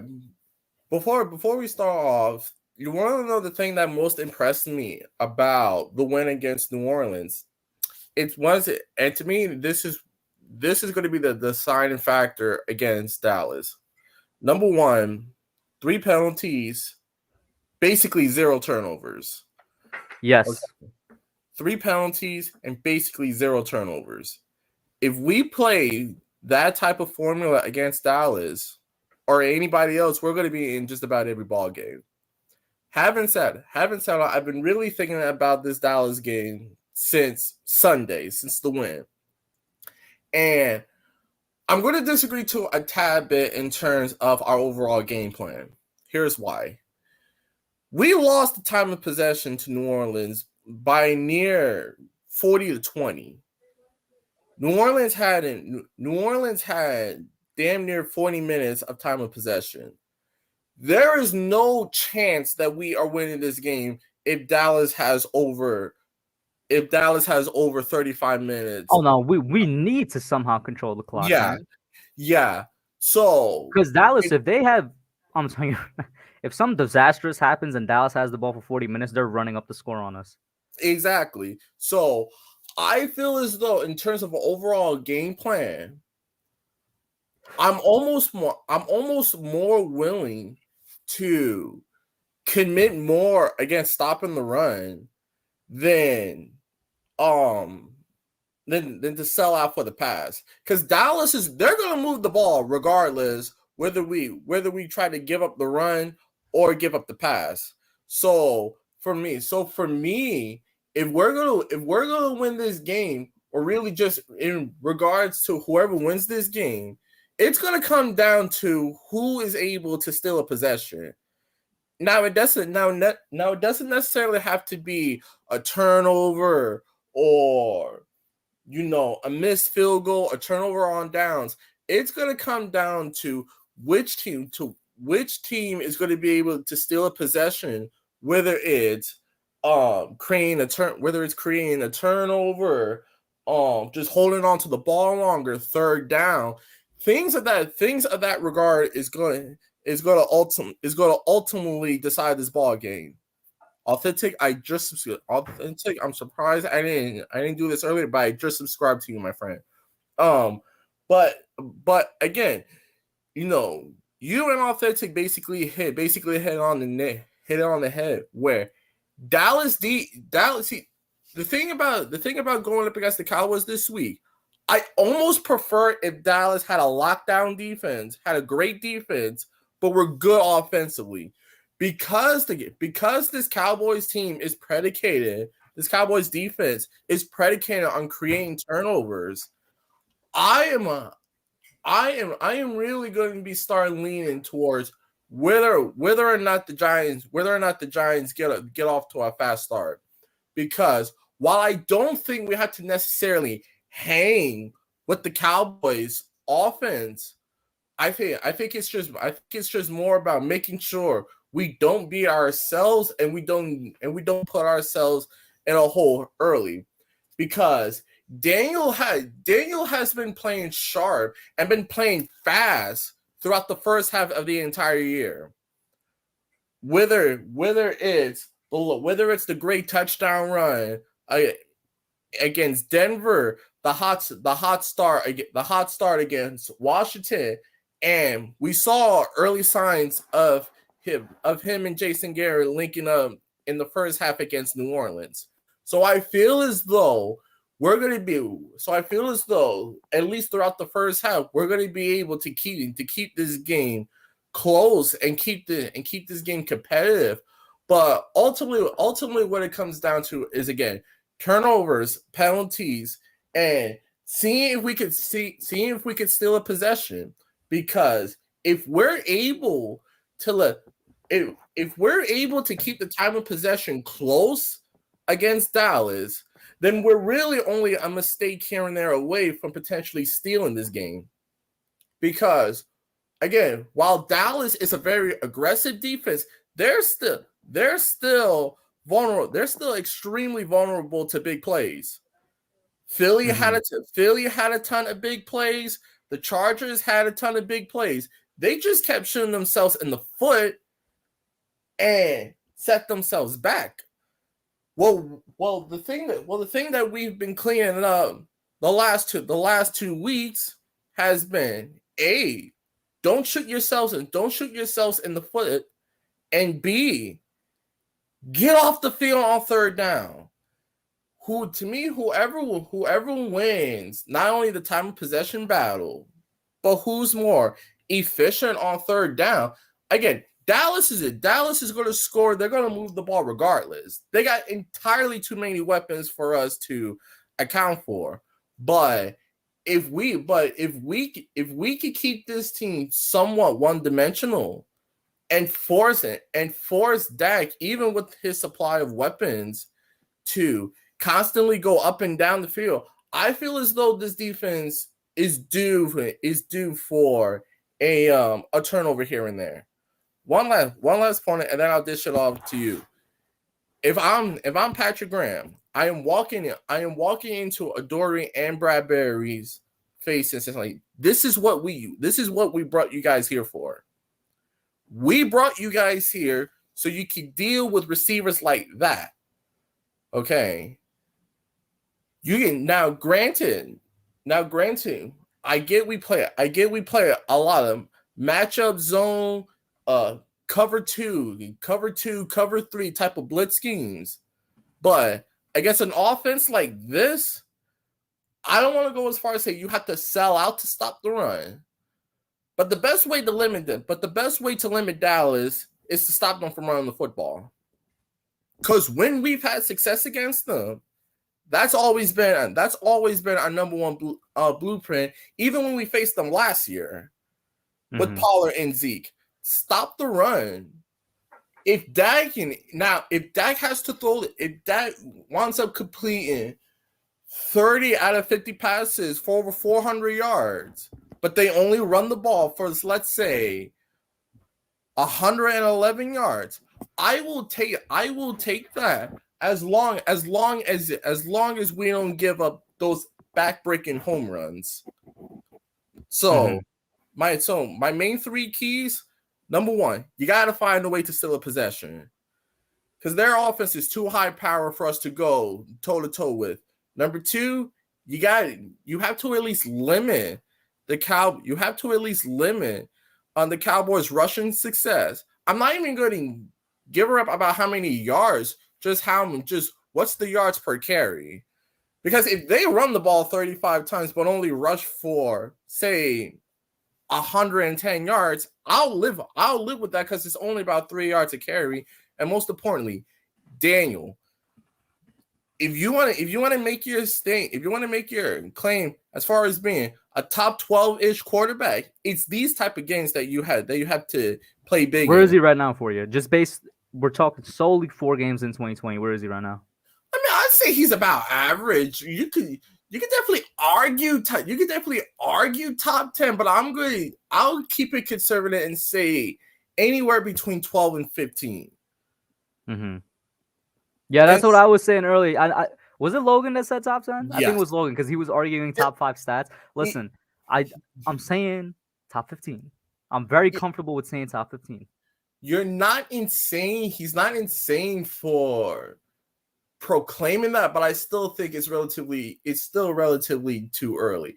Listen, I love Daniel, and I've always said dating back to the draft, he is Matt Ryan, but with more legs. He is just a more athletic version of Matt Ryan with his floor being Ryan Tannehill. So I have all the confidence in the world that Daniel is gonna play big in this game. Just if Daniel truly has gotten over his turnover bugaboo, this is the game to prove it. Because Dallas, they have to be like top 2. Opportunistic, man. Opportunistic and aggressive is basically the name of their defense. They have to be like top 2 in terms of turnovers forced. Mm-hmm. I could check it right now. I believe they're number 1 in the turnover margin. So if I go here, correct me if I'm wrong. Dak has thrown like 1 interception, correct? I could also check that real quick. Dak Prescott stats. On the season, he has 2 interceptions on the season. 2 to 10 touchdowns. I'm trying to see where on Pro Football Reference they actually have turnovers listed. For some reason, I'm not seeing it anywhere. If anybody else is familiar with the Pro Football Reference website, not really seeing it right now. Okay. But to what you were saying, well, first of all, LG in the chat, I appreciate you tuning into the stream, but put some respect on CJ's name. This man was spitting some gems, all right? Long-time caller, and hey, man, if it really bothers you that much, door's right there. I appreciate you coming in, bro, but put some respect on CJ and the rest of the people in here. And I can't find turnovers for some reason on Pro Football Reference. Maybe I'm looking it over, but no. Going back to what we were saying, they're optimistic, they're aggressive. That's how they get their turnovers, and that's why they're doing so well in general right now on that side of the ball.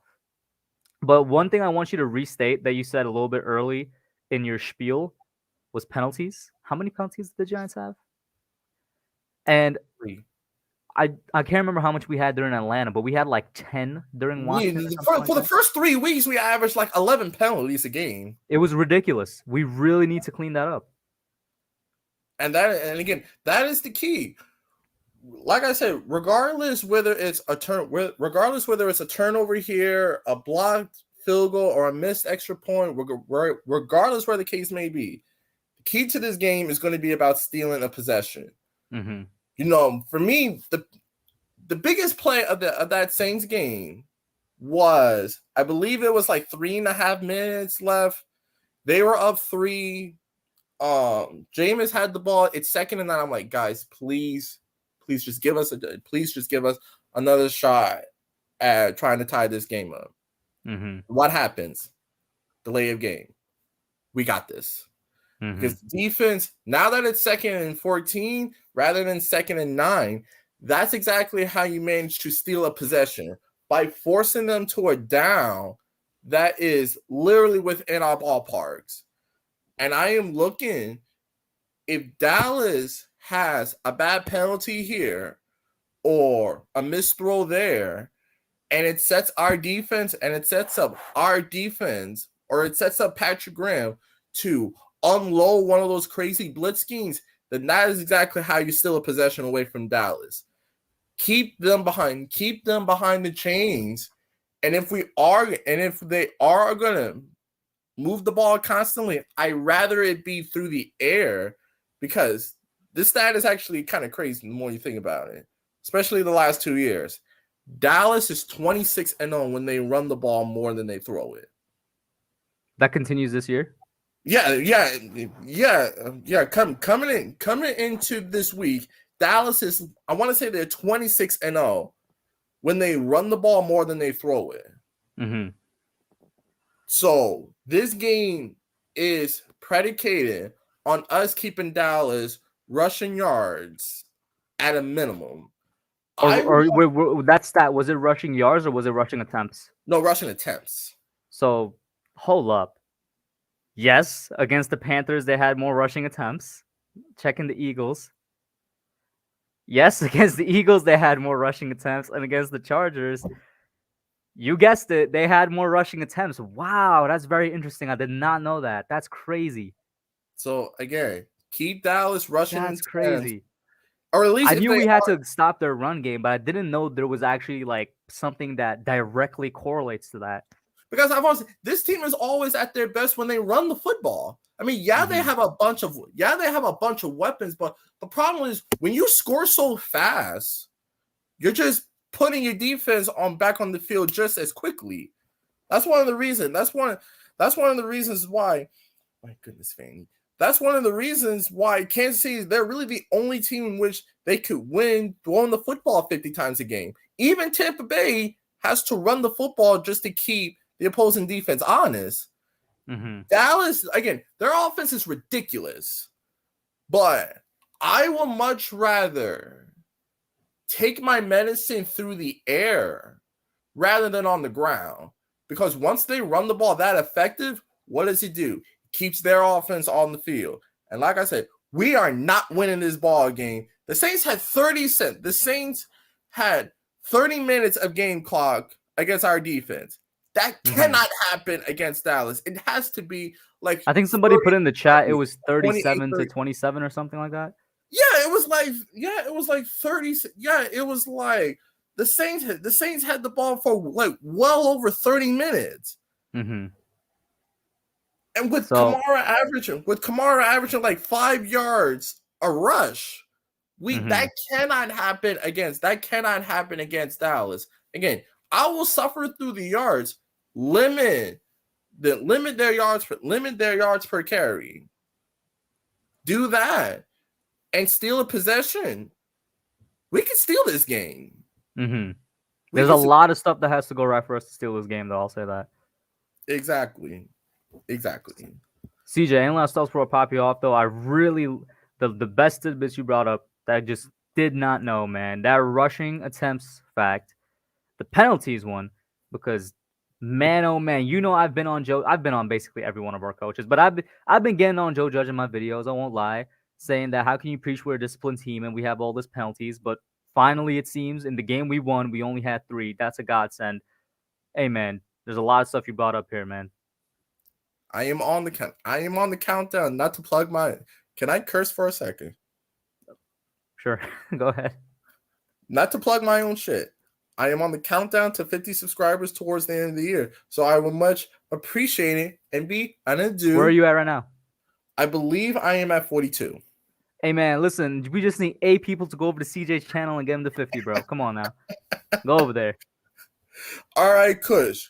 Good luck on Sunday. And one last thing, if I am going to go to a Giants game, it will please, bro. Come on, bro. Week 18, bro. I'm gonna be there, bro. Come on.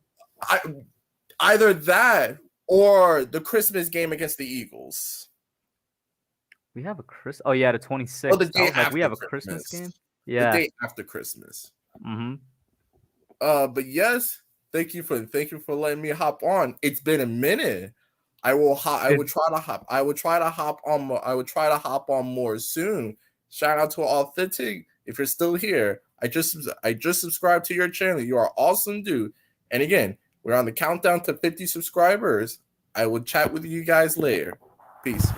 And we got people willing to sub. I just dropped the link. Have a good one, bro. Peace. I will say, oh yeah, hey, shout out to Sunday. She got in there just as I did. Thank you all. I see Calvin, Giants Bean Sports. You got a couple people coming your way, bro. Authentic. Shout out to Olivia. I believe this is the first time I'm seeing you in here. Might be a new person. Thank you for checking the channel out. How did you find the channel? I always like asking people that. And anybody going to the Raiders game, which is at home. Cool. That's the game I haven't heard people going to. Probably going to get a little bit more of a crowd there now with how the Raiders are being good. I told you I'll keep your eye out for the Raiders. With that being said, Classified with Joel, a.k.a. Joel is back. You see the background he's rocking. Can you move your head a little bit so we can see that beautiful background? Just look at that. Look at that. Oh, love that picture. Mm-hmm. Love that picture. I'm hurt, Hub. You're hurt? I'm hurt. What's up? Where's my guy Bobby Murphy? You know, he's kind of disappeared. Where's my guy Big Play Slay? I wanted to come on here and throw a penalty flag and say Big Play Slay was here way earlier, but he kind of dipped. Yeah, he was, and he bailed. I mean, I'm watching the Eagles game replay, and they got more penalties than we ever thought of having. I figured I'd make them feel at home and throw a penalty flag for, intrusion into a Giants stream. That's. Mm-hmm. Oh, where to start? I mean, I love the enthusiasm of everybody. I like seeing everybody finally in a good mood and not complaining, and everybody's looking at the offense. And me, I enjoyed the win. Not gonna lie, put a video up, celebrated the win Monday. It's not Monday, it's Tuesday, and we're 1-3. And I'm sorry, that was a hot mess the first 3 weeks. And I had a dumpster fire back here, but Daniel Jones, my guy, I told y'all he'd be top 10 quarterback, and I got harassed. I got laughed at. I got, Sunday. Like Logan was saying, in terms of production, he's top 5 right now. Dude, I told you all he'd be top 10 before the draft. I mean, we can go back on your videos, some other videos. You know, I liked what I saw. I used my eyeballs. I didn't let people tell me. And it's like now everybody wants to jump on the Daniel Jones train, especially like people like Dan Orlovsky and some of the other so-called experts. And I just wish that the fan base could also just get off of we should have, we could have, we didn't. You know, we got our team. You know, we have to go with what we got. You know, and then somebody gets cut like this, you know, Smith today. Everyone's like, well, I'll take him for a vet minimum. Do you guys realize that to free up cap space, we had to backload Logan Ryan's contract just to get $2.5 million? You guys realize we only have $3 million and you're going to burn it all up at $2.5–3 million, giving it to him?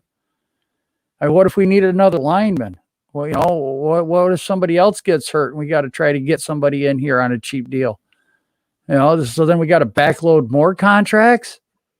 I mean, guys, I love the optimism. I mean, I get it. He might fit, but you know, let's look big picture here. Let's look at monetary and let's look at the players we got in the locker room right now. I mean, we all saw effort from the Giants, but that second half of the game, we saw heart. That's something we haven't seen from this team in a long time. You know, I'm gonna. The best example of that, man. As soon as Jabril, it was excited when we got the coin toss. I said it live on stream, like he's confident, I'm confident. He's hype, I'm hype. When's the last time we saw them just be so confident in themselves? Yo, authentic. I get it. Don't believe in the cap. You know what though? They backloaded that contract to get $2.5 million freed up for a reason. So they might have done all the moves they could do. And they can't do no more. I don't expect us to go out into free agency and be able to get anybody next year. We're going to have to rely on our depth by getting our draft picks. We got 10 of them. And even then, I can see a couple getting traded away. So we only get 7 or 8 guys next year because they're going to want to move around. I mean, look at Judge's draft last year. We traded out of the first. We traded out of the second. Traded up in the third. You know, these guys are movers and shakers, and they go get who they want. Mm-hmm. You know, I mean, it would be nice to have Slater, but you know, to replace Solder, but then we wouldn't have Tony. You know, and I said like when that talk was happening, it's funny because it's the same time our receivers went down, and I think I said it on a stream last week where I'm like, all right, but if we didn't draft Tony, now we have nobody to step in at receiver. Right. You know, and it's like everybody is still, and I don't get it. We're still on the fire Gettleman train. But yet we got a solid left tackle. Solid is not good enough word. Yeah, well, okay, we got an all-pro right now. How's that? Yeah, exactly. Right? Exactly. He's an all-pro to me, man. We got an exciting wide receiver. We got one hell of a running back. And it looks like we got a franchise quarterback. Yet we're still on the, well, is Gettleman going to be fired? And I'm watching this on all the streams. Is Gettleman going to be fired? Is Gettleman going to be fired? It's not up to us, but I want to ask you honestly, what do you think John Mara is going to do? Man, I remember when I first called into your show. Mm-hmm. I said Gettleman's going to be your GM yesterday. Gettleman's going to be your GM today, and Gettleman's going to be your GM tomorrow. You know, that was 2 years ago. You know what? Gettleman's going to stick around. Mm-hmm. I mean, the only way is if we lose every going out, because we're seeing improvement everywhere.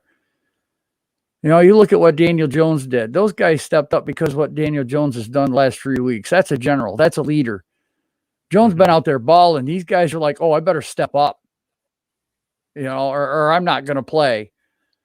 And it's the situation right now where Shepard and Slayton are sitting on the sideline hurt, and they might lose their starting jobs. That's the NFL. You know, that's not for long. You know, and then we all got upset and started hollering, you know, burn the stadium down, burn it down. I wasn't happy, but, you know, I saw improvement in the offense. The defense wasn't catching up yet. I was finally caught up. Unhappy, and I made it known. I was very unhappy, but I agree with you.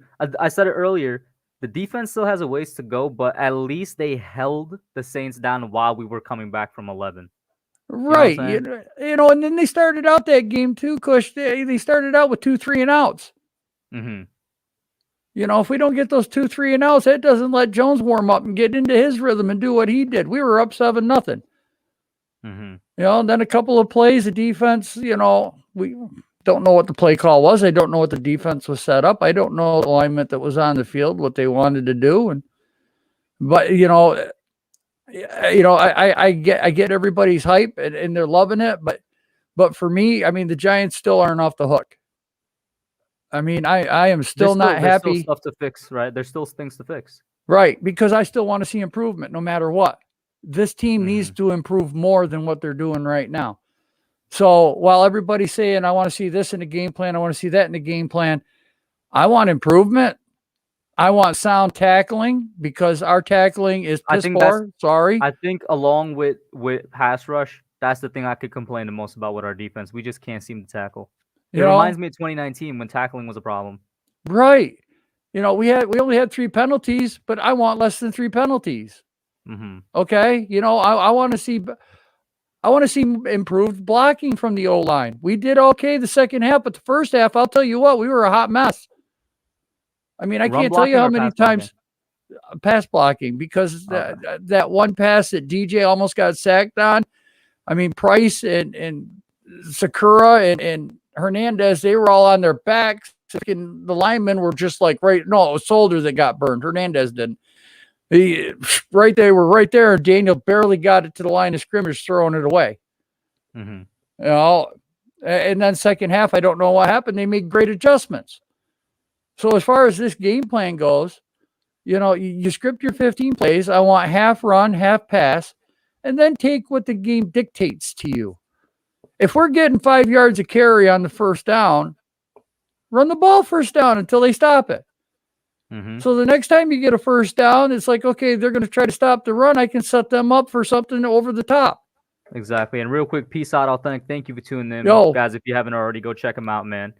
And thank you. I don't think I've shouted out King Tony. Thank you for tuning in as well, bro. Go ahead. Yeah, I agree with you. And specifically on Dallas, saying what you're going to say, it plays into trying getting them to bite on something because of how aggressive they are. Right. They are an aggressive defense. And we saw how well that RPO worked on an aggressive defense when we played the football team. Because Washington was just crashing down. Chase Young was crashing down.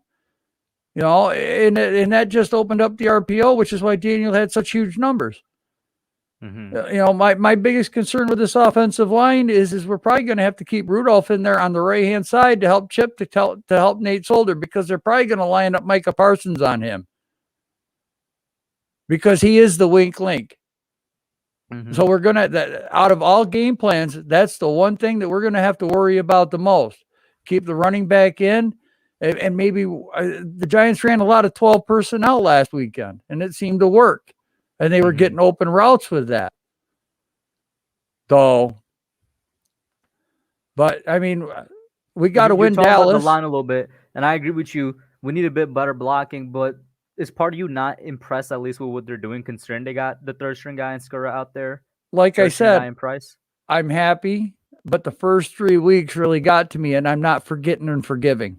No, we need to keep improving because I can't settle for this.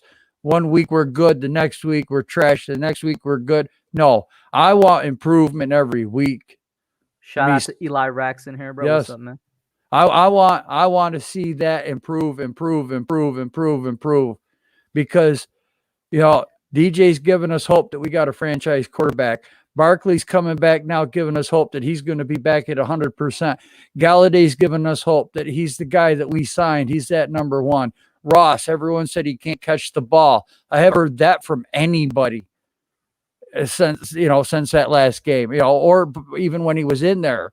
Because when he was at Cincinnati, everyone said he couldn't catch the ball. He was similar to Slayton 2.0. But yet, you know what? He made catches. He runs the routes great. So, and not only that, he comes out and says, I want to be more than just somebody that's a straight 9-route receiver all the time.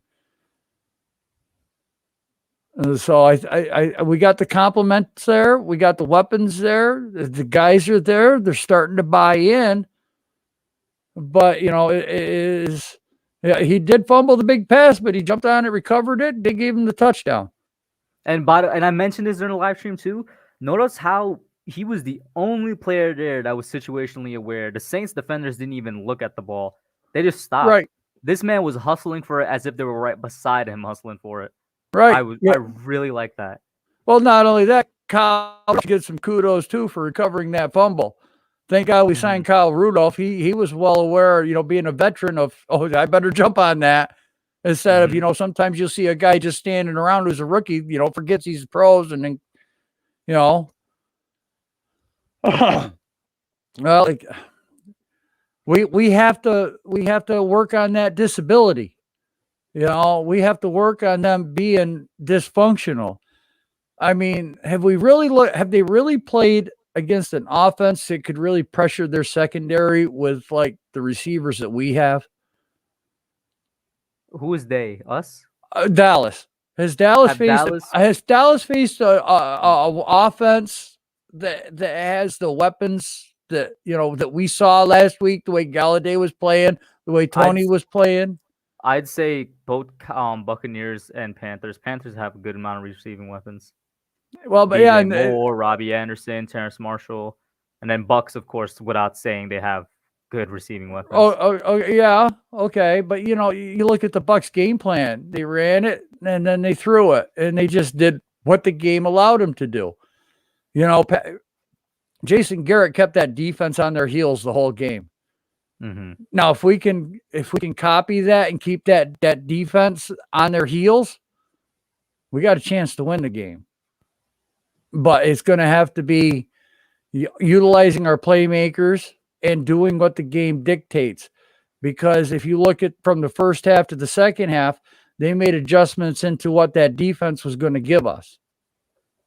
And that defense was giving us the screens. They were exposing the things of the defense. And what I was just quickly highlighting there is because I wanted to ask you, what do you think of Tony in his first game getting a couple of balls? And I love that's not necessarily football IQ to me. That's just him being confident. Listen, was twice, and I think it was back to back where he looked at DJ while out of him. He's like, I'm gonna be open, get the ball to me. I'm glad you brought this up because you called the game. I called the game on Big Pat's channel. And you remember when he missed that slant route? It just went up his fingertips. It looks like he powered down a little bit. Well, I'm not so sure if they kept Tony out because of his COVID and because he wasn't in shape enough to be able to be on the field to protect himself. Mm-hmm. He was gassed that game. He was. So they subbed him out and then they brought him back in the next drive, I think. Right. But I almost wonder if it was just that Judge wanted to make sure that he could go out there and protect himself and be in condition, because the Miz actually, who's going to be behind me, he got that COVID stuff. And he said that, and Miz works out. You can tell Miz works out. He's in really good shape. And he even said that he would get really tired trying to work out and everything after, come back from the COVID and everything. And he's still not 100. When I had it, and it didn't have a big effect on me, but I couldn't work out that week because I'd get too gassed. Right. You want to look at other NFL. We've said it multiple times. Will Hernandez was never the same.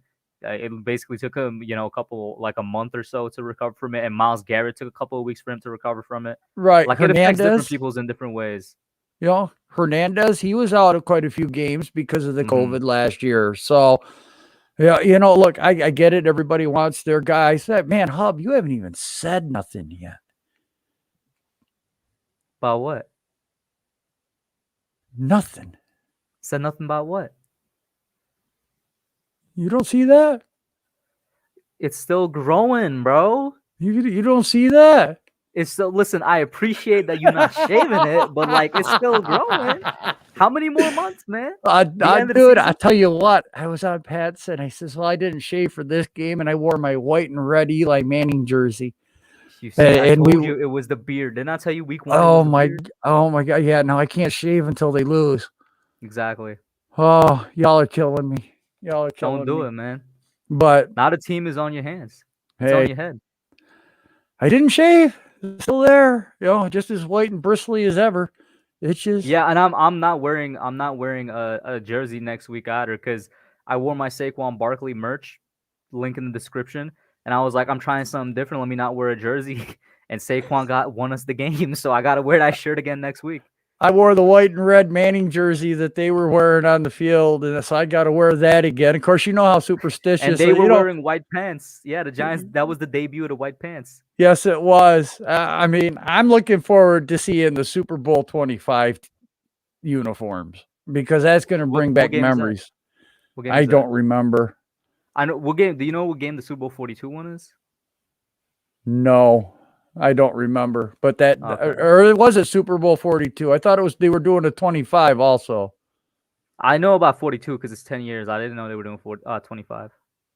Or I don't know. I thought they were doing one of the older ones too, where they were going to have the Giants on the side of their helmets and everything. Isn't that just the usual color rush? No, the color rushes.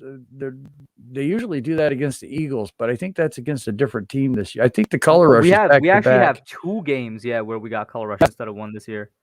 Yeah. I mean, if you look in the chat, I mean, Cresley, he's going to wear.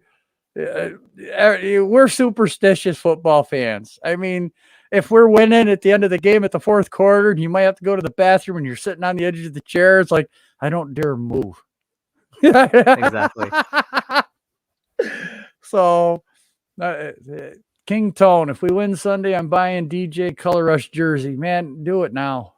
They're going to get expensive. I got one. I bought mine last year. Like I said, I like DJ. I've loved DJ since the draft, and it is so nice to see him finally ball out. You know, if he keeps doing what I'm telling you, bro, it's no coincidence.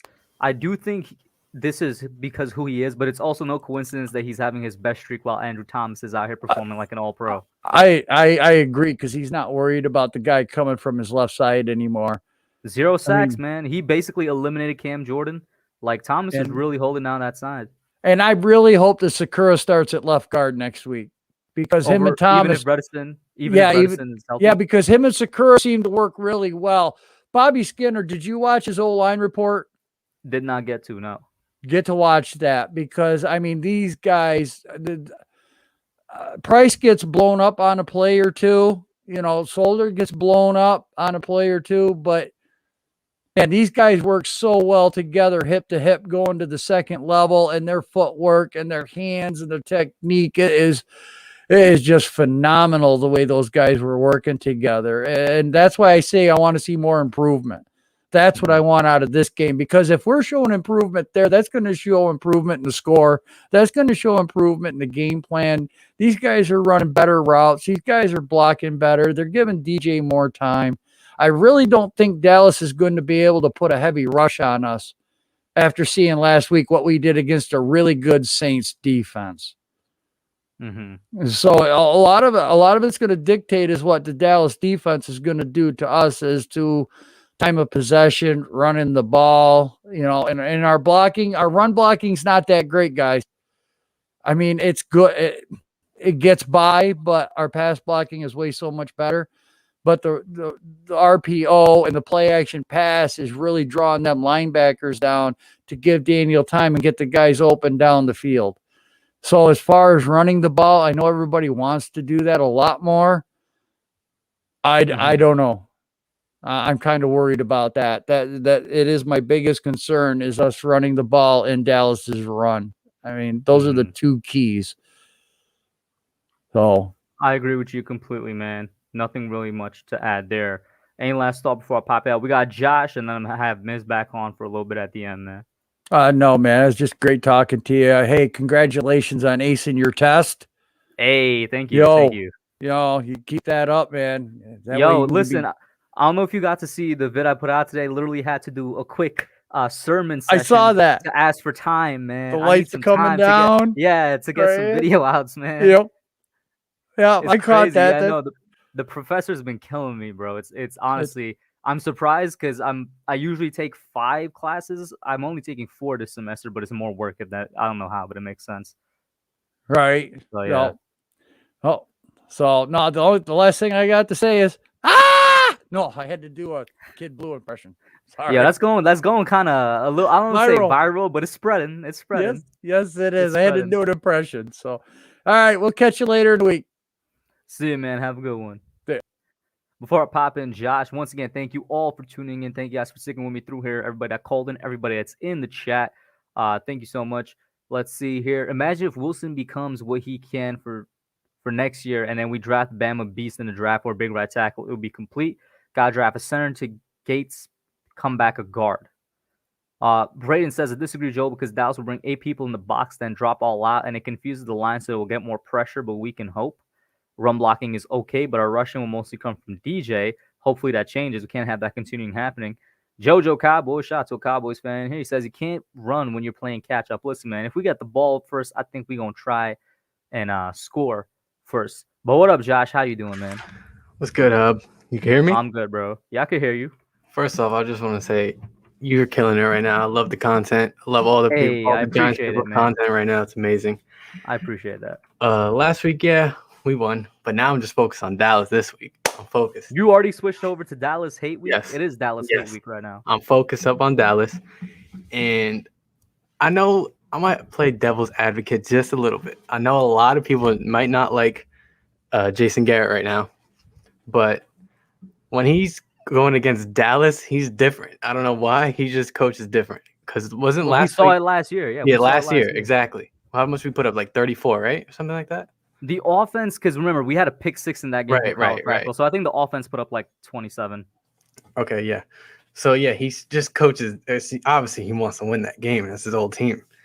And I was just, quick question. Do you think we establish the run game next week?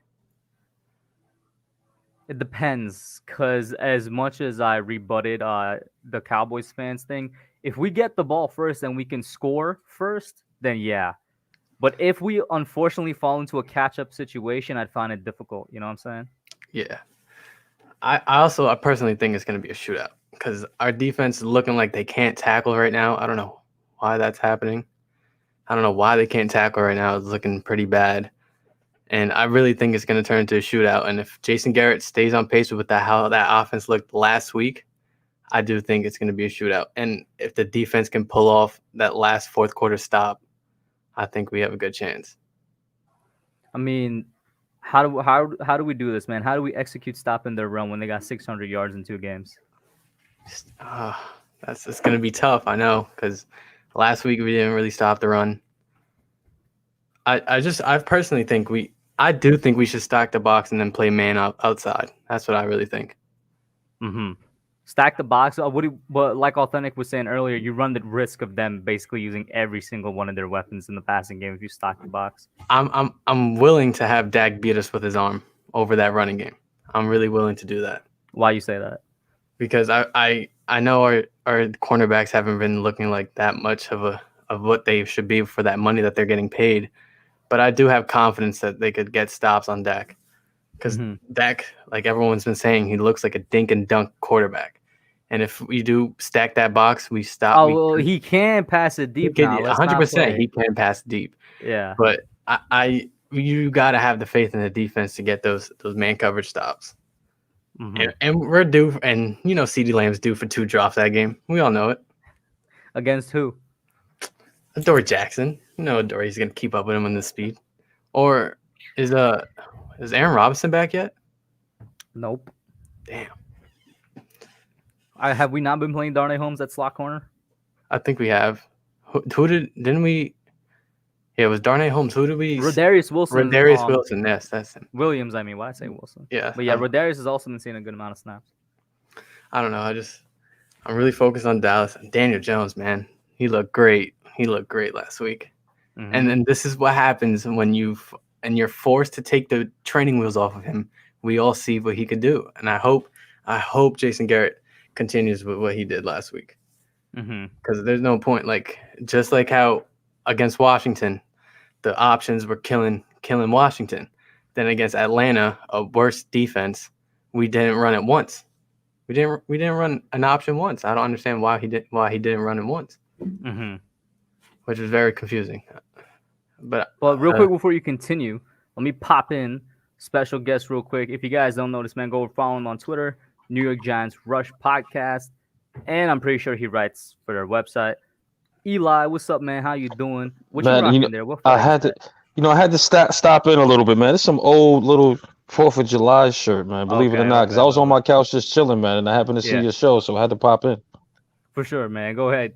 But yeah, what you think about what Josh is saying right now, man? He's saying we gotta stack the box. I don't know, man.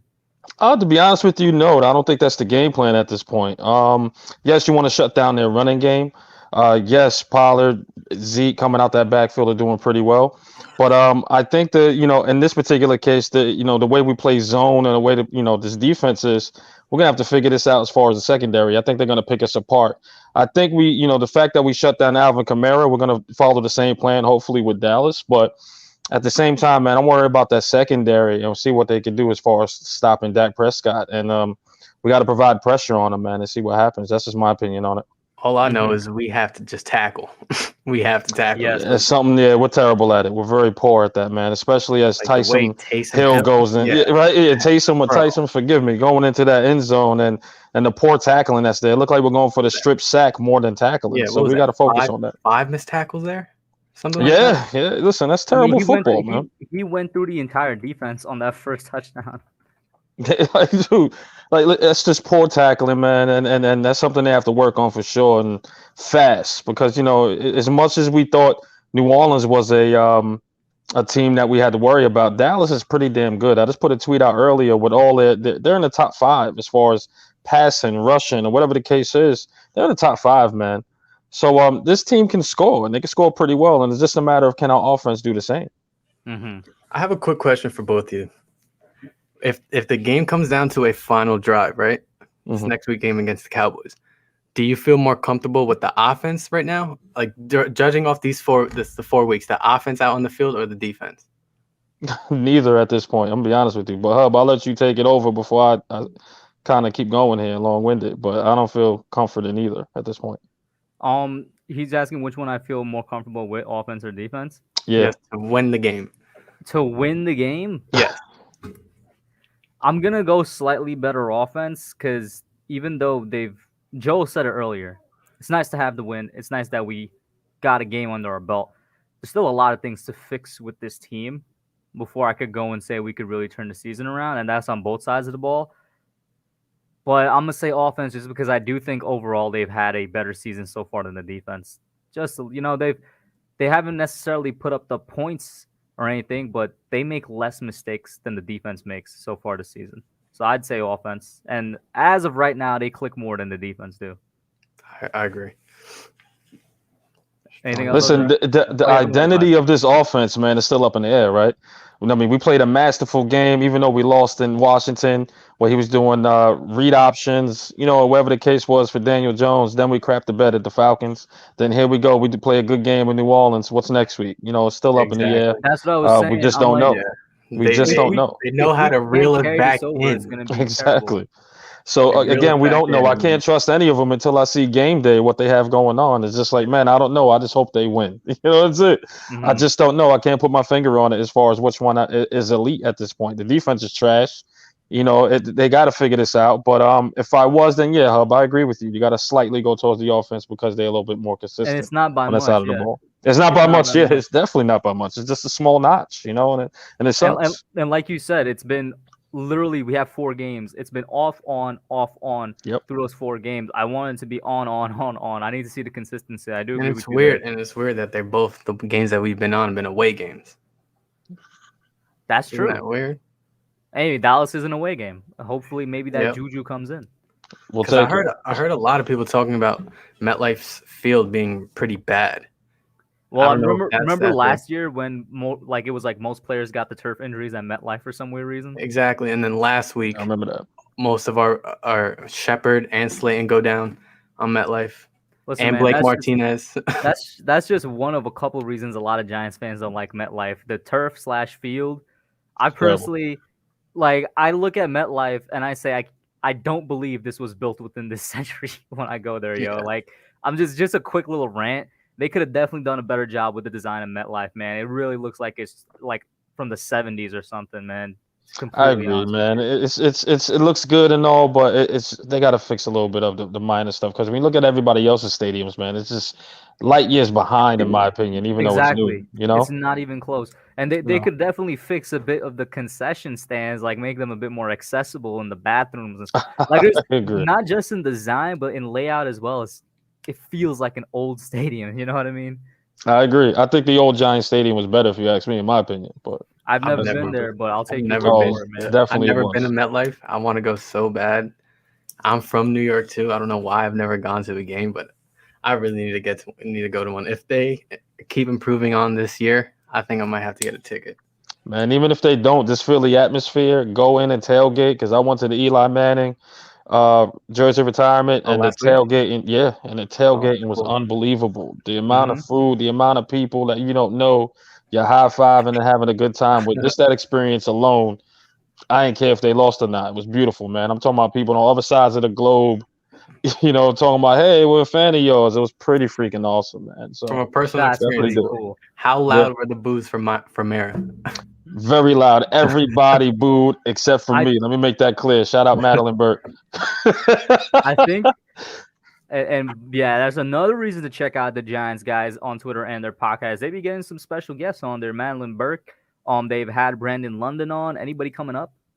We have Dan Oflorski coming up in 2 weeks, Dan Schneider, and we got Nate Burleson coming up as well. How'd you get Nate Burleson? That's my guy, man. That's cool. That's my Nate guy. Burleson? Nate Burleson's gonna come up. We're working out the dates. He's a little busy, but we're working out the dates for sure. I'm a huge fan of Nate Burleson. Really? Oh Yes, man, listen, I we're love Nate gonna Burleson. have the fans tap in that day when he comes in, man, and just kind of give their little questions or whatever the case is. So that's what we're gonna start doing for you guys. For sure. You already heard it, man. Definitely go over there and check them out. Miz says, you heard me talk about the field. It's trash. It's a knee ankle breaker. I've been the leader on this for 2 years. Listen, based off of what happened last year, like I mentioned earlier, I definitely think something ain't right with the field, all right? They need to fix something with that at least. Yeah, no, it's terrible. I agree. And Olivia, in terms of this, I mean, it's not really much advice, I guess, other than I hope your seats are close to the bathroom if you need to go to the bathroom, and I hope your seats are close to food, man. That's really about it. I agree. Or fill up in that tailgate. Trust me, that's the only. That's the only way. Honestly, Best you don't want to get a experience beer. life is a tailgate. Yeah. Josh, any other questions before I pop you out here? Yeah. Miz, man? Last question: who is your X Factor players for next week? For this week? Ooh, let me think about that real quick. Let me get anybody besides Aziz on the edge. Please show up. So whoever that is, that would be an X Factor. Somebody on the edge. Sorry. And It's only Aziz at this point. That's what I'm saying. We need somebody It's just Aziz at this That's point. what I'm saying, though. But like as an X Factor, if we could get somebody to just show up beside him, man. Didn't they clear it? Leonard Williams, freaking show up, man. We pay you all this money. Freaking come out and play already. Shout out to Diggy because he's the one that pointed this out a couple of times. I think he said that like they have been playing him out of position compared to what he was playing last year. Mm-hmm. I shout can't out speak on Diggs. it I didn't see that. I gotta check that one out. Yeah, because definitely gotta check out Diggs. This is known. I'm not that much of a film / schematic guy, so I don't really try to speak on it too much. But I do trust Diggy. He's great with that. Oh, and yeah. He said they have been playing him out of position, not all the time, but for a good amount of time to the point where it could potentially impact how he's doing in the pass rush. But he's still good in run stuffing. I gotta take a look at that. Shout out Diggs, man. That's my guy. Yeah. So if shout that out is it, Diggs. but I still agree with you, right? At some point when we pay you Aaron Donald money, maybe you should kind of break out of that as well. You know what I gotta, man. You have to. I don't care if it's out of position or not. You get paid to play ball and go get some sacks, get some pressures. You gotta go get it, in my opinion. We cleared Ellison Smith, right? I Is he saw good to somebody go? ask that earlier. I have no idea. I'm not sure. I heard that today when we were doing the live, but I have no idea. But if he comes back, then we'll see what we can do for sure. And I'll say this, not just Ellison Smith, but give Quincy Roche a chance because Lorenzo and O'Shane, they're not doing anything. So just give somebody a chance there. Agreed. What do you feel about Carter Coughlin? Have we even used them in season at the middle linebacker position? I think 5 snaps or something like that. So if it's really negligible, just put him back on the outside then, I think. I would say. I mean, I don't know. Yeah. I guess in that point, I would try it. I want to see my boy Cam Brown get out there too. He's super underrated. Everybody loves Coughlin with good reason, but hey man, last year I saw Brown in the backfield every time he was out playing edge. I'll just say Listen, that. I would take that. At this point, we need to try a little bit of everything because we don't know what's going on with this defense. You know what I mean? We don't know if it's scheme or we don't know what it is. And we're trying to figure this out as far as Patrick Graham, but they have better pieces than what they had a year ago, and they can't seem to get this thing going. Exactly. Let's not sleep on that fact. Yes, we lost Dalvin Thompson, but you're not telling me one person Definitely not. Come on. is As having much as that we big of joke an impact. around, yeah. As much as we Exactly. joke around, Dalvin Thompson didn't make that much of an impact. I'm telling you. Exactly. Otherwise, if he made that much of an impact, bro, he's not playing for 11 million Minnesota, and I don't know what he's doing right now. Exactly. I agree, brother. We're missing BJ Hill, man. I've been saying that. I like BJ I've Hill. been I didn't like that saying one. He's going Yeah. crazy. I What does he mean, have, I like know 3 we're sacks actually this year? Yeah, and I know we're actually using Billy Price, so it's not like we lost him for nothing. But like, I think we miss him more than we miss Dalvin. I'll say that. I agree. No, I agree with that. But yeah, though, Josh, thank you for calling in, my man. I hope to see you. Thank you next for having week. me, man. Hey, bro, have a good one, man. You too, bro. Next up, last but not least, it's Miz. He's back in. What's up, Miz? How you doing? Yo, what's going on, guys? How are you?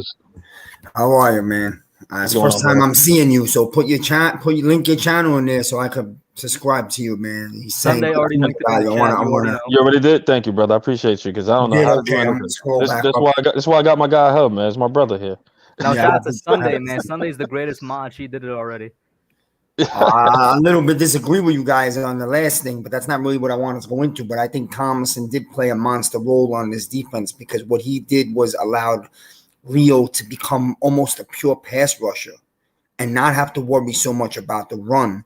And then it also allowed Martinez to run around untouched back there, even though we lost Martinez but last season. So Thomason really brought a lot to the team.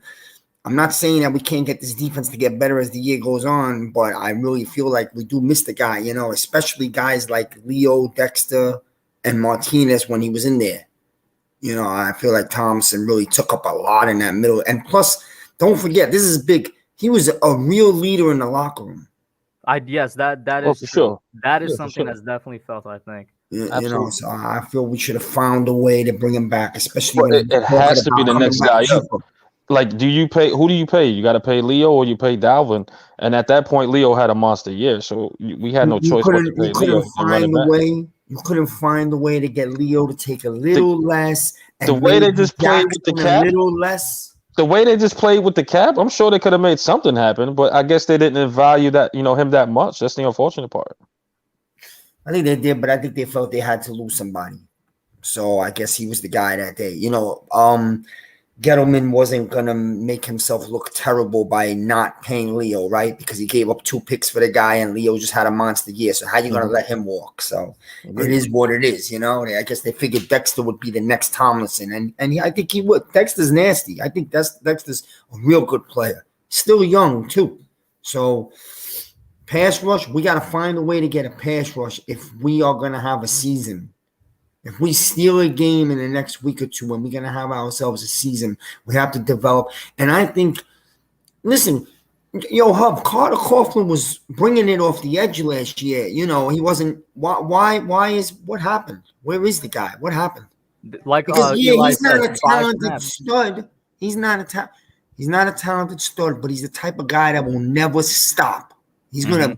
He's blue collar. He's gonna keep on coming and coming. You throw him on the floor, he's getting back up and keep coming. He's that type of guy.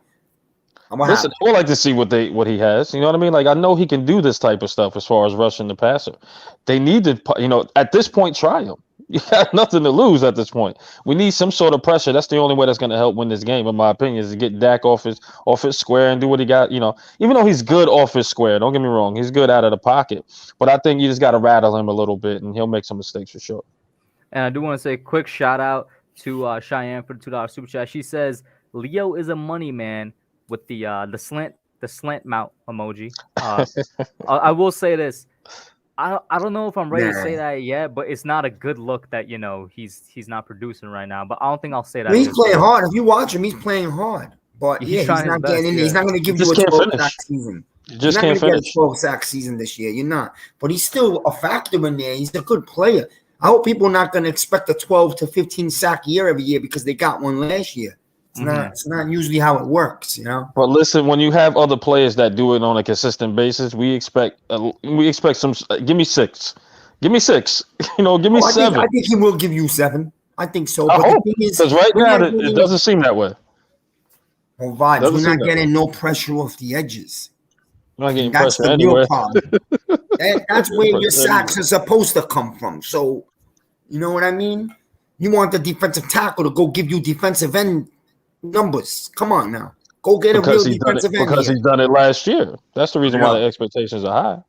He did it last year. They had a strong D-line. They were able to load up a D-line with big defensive tackles. Most teams in the league don't even have that many defensive tackles to do that, and we did.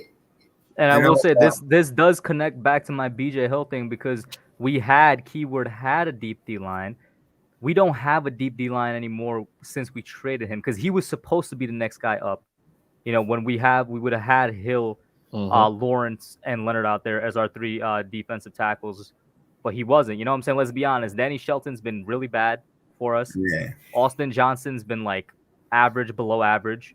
Like BJ Hill was supposed to be that guy, but at the same time, it's like we're using Billy Price became a necessity, so it is a trade off. You know what I mean? And shout out to John Kim for the $2 super chat. He says could have re-signed Dexter if we didn't bring back Logan. I don't know about that. Logan was. I mean, not Dexter. Dalvin. Logan is probably the biggest locker room leader. I think you need to bring him agree. back. He's the Hold on, largest before I'm at 3%. So before, if anything, I definitely agree. On my phone. So forgive me, guys. But no, I think you have to go with Logan Ryan at that particular point, man. Again, that's that locker room leader. He the one that bought some of these players over in the offseason. So you can't. It's not enough money to buy that type of leadership, man. You just got to keep him aboard and keep him in that locker room. He's great for the organization. But on that note, Hub, you already know the vibes, man. I'll contact you later, brother. It's always a pleasure. And my man, sure. I'll see you, man. It's nice meeting you. Nice meeting you. Take care. Have a good one, man. You guys have a good Peace night. out, vibes. Guys, make Peace. sure you check him out on Twitter. Check out New York Giants Rush, all of that. Go over there, show them support. They're doing really good things. They got some really good interviews for you guys to check out. You heard who's coming up. Dan Schneider, Dan Orlovsky. They've already interviewed Madeline Burke, Brandon London. Definitely check them out. Yeah, Miz, go ahead, man. Yeah, that's it, man. It was a good game. We played a good game last week. We got to see more of it. Are we going to see more of it? I can't tell you for sure, yes, because we only saw it once. When you think back on the season, what kills us as fans is that the Giants really should be 3-1. But I think we seem to talk about this every single year. We should have won this game. We should have won that game. And Miz, you notice I haven't said that purely because in my mind I'm like, I feel like I say this every year, so I'm not going to say it this year. We are what we are. Let's just try and correct it. That's the position I'm in right now. Oh yeah, definitely. Moving forward, we could definitely. Listen, man, the Cowboys are good, man. The Cowboys are real good. And in the summer, I picked them to win the division. And a lot of people came at me, I said, I don't know what you guys are talking about. The Cowboys are a very talented team. You're right, and they fixed that defense. But we could steal this game, Hub. I feel if we walk in this game and do the things you and I spoke about earlier. If they can score, if the Giants can score first, and by scoring first, that automatically gives them a chance to try and control the clock. That alone gives us a great chance. Because the Cowboys defense, if Dallas moved the ball, go ahead. Sorry, I didn't know you would. No, I was just gonna say because the Cowboys defense, it's not like it's a vaunted defense. It's just they opportunistic. I'm not that worried about the defense. Their offense. Listen, let the offense put up their big numbers, but when you get down to the 20s, hold them to field goals. And if you could do that, that's how you hang around in the game and get to the last 8 minutes of the game, 10 minutes of the game, and do what we did against the Saints. Suddenly turn it up and hit them with the air attack, And we know the Giants are capable of doing that. Now, I wouldn't open up the whole game and try to start running 4 receiver sets. No. Play the game, like Joel said. Play the game out. You got to run the ball a lot of times just to keep the game tight somewhat, And then later in the game, when they creeping up, that's when you start doing the play action, And it'll, we already know. We saw last week we have the receivers and the speed to get downfield. Unless you want to open the game with a passing attack on the first drive, and then you bring it back in and go back to the running game, and then go back to the passing game late in the game, But it doesn't matter as long as we're not playing catch up. I think we could be fine. We just can't fall into where we're playing catch up. No, catch up. Don't fall down. And nowhere in this game can we be down by more than 10. And if we are down by 10 in the middle of the game, it can't be for long. We got to respond. Mm-hmm. Shout out to. This, Oh yeah, go ahead. just gonna say, like the Saints, take this game into the last 10 minutes and don't be further than 10. I would like to be 7, but you know what I mean. Mm-hmm. Shout out to John Kim for the $5 super chat. He says, "Do you think we will sign Jalen Smith? He's getting paid by Dallas for the rest of the year. He's an upgrade over our current linebackers and a sure tackler." I don't know. I can't speak on it. I don't necessarily want him either, to be honest with you. But I mean, like I was saying earlier, if we give him a league minimum, then there's nothing for me to complain about. How old is he? 26, 27. And he still got his game. I'm The asking reason he you. was cut. The reason he was cut is because he he was their starter. They gave him big money, and he was cut because he got outplayed. He wasn't playing that well. No, then there's your answer. If Dallas cut him and they're on a team that can make a possibly big run this year, then there's a real good reason why they cut him.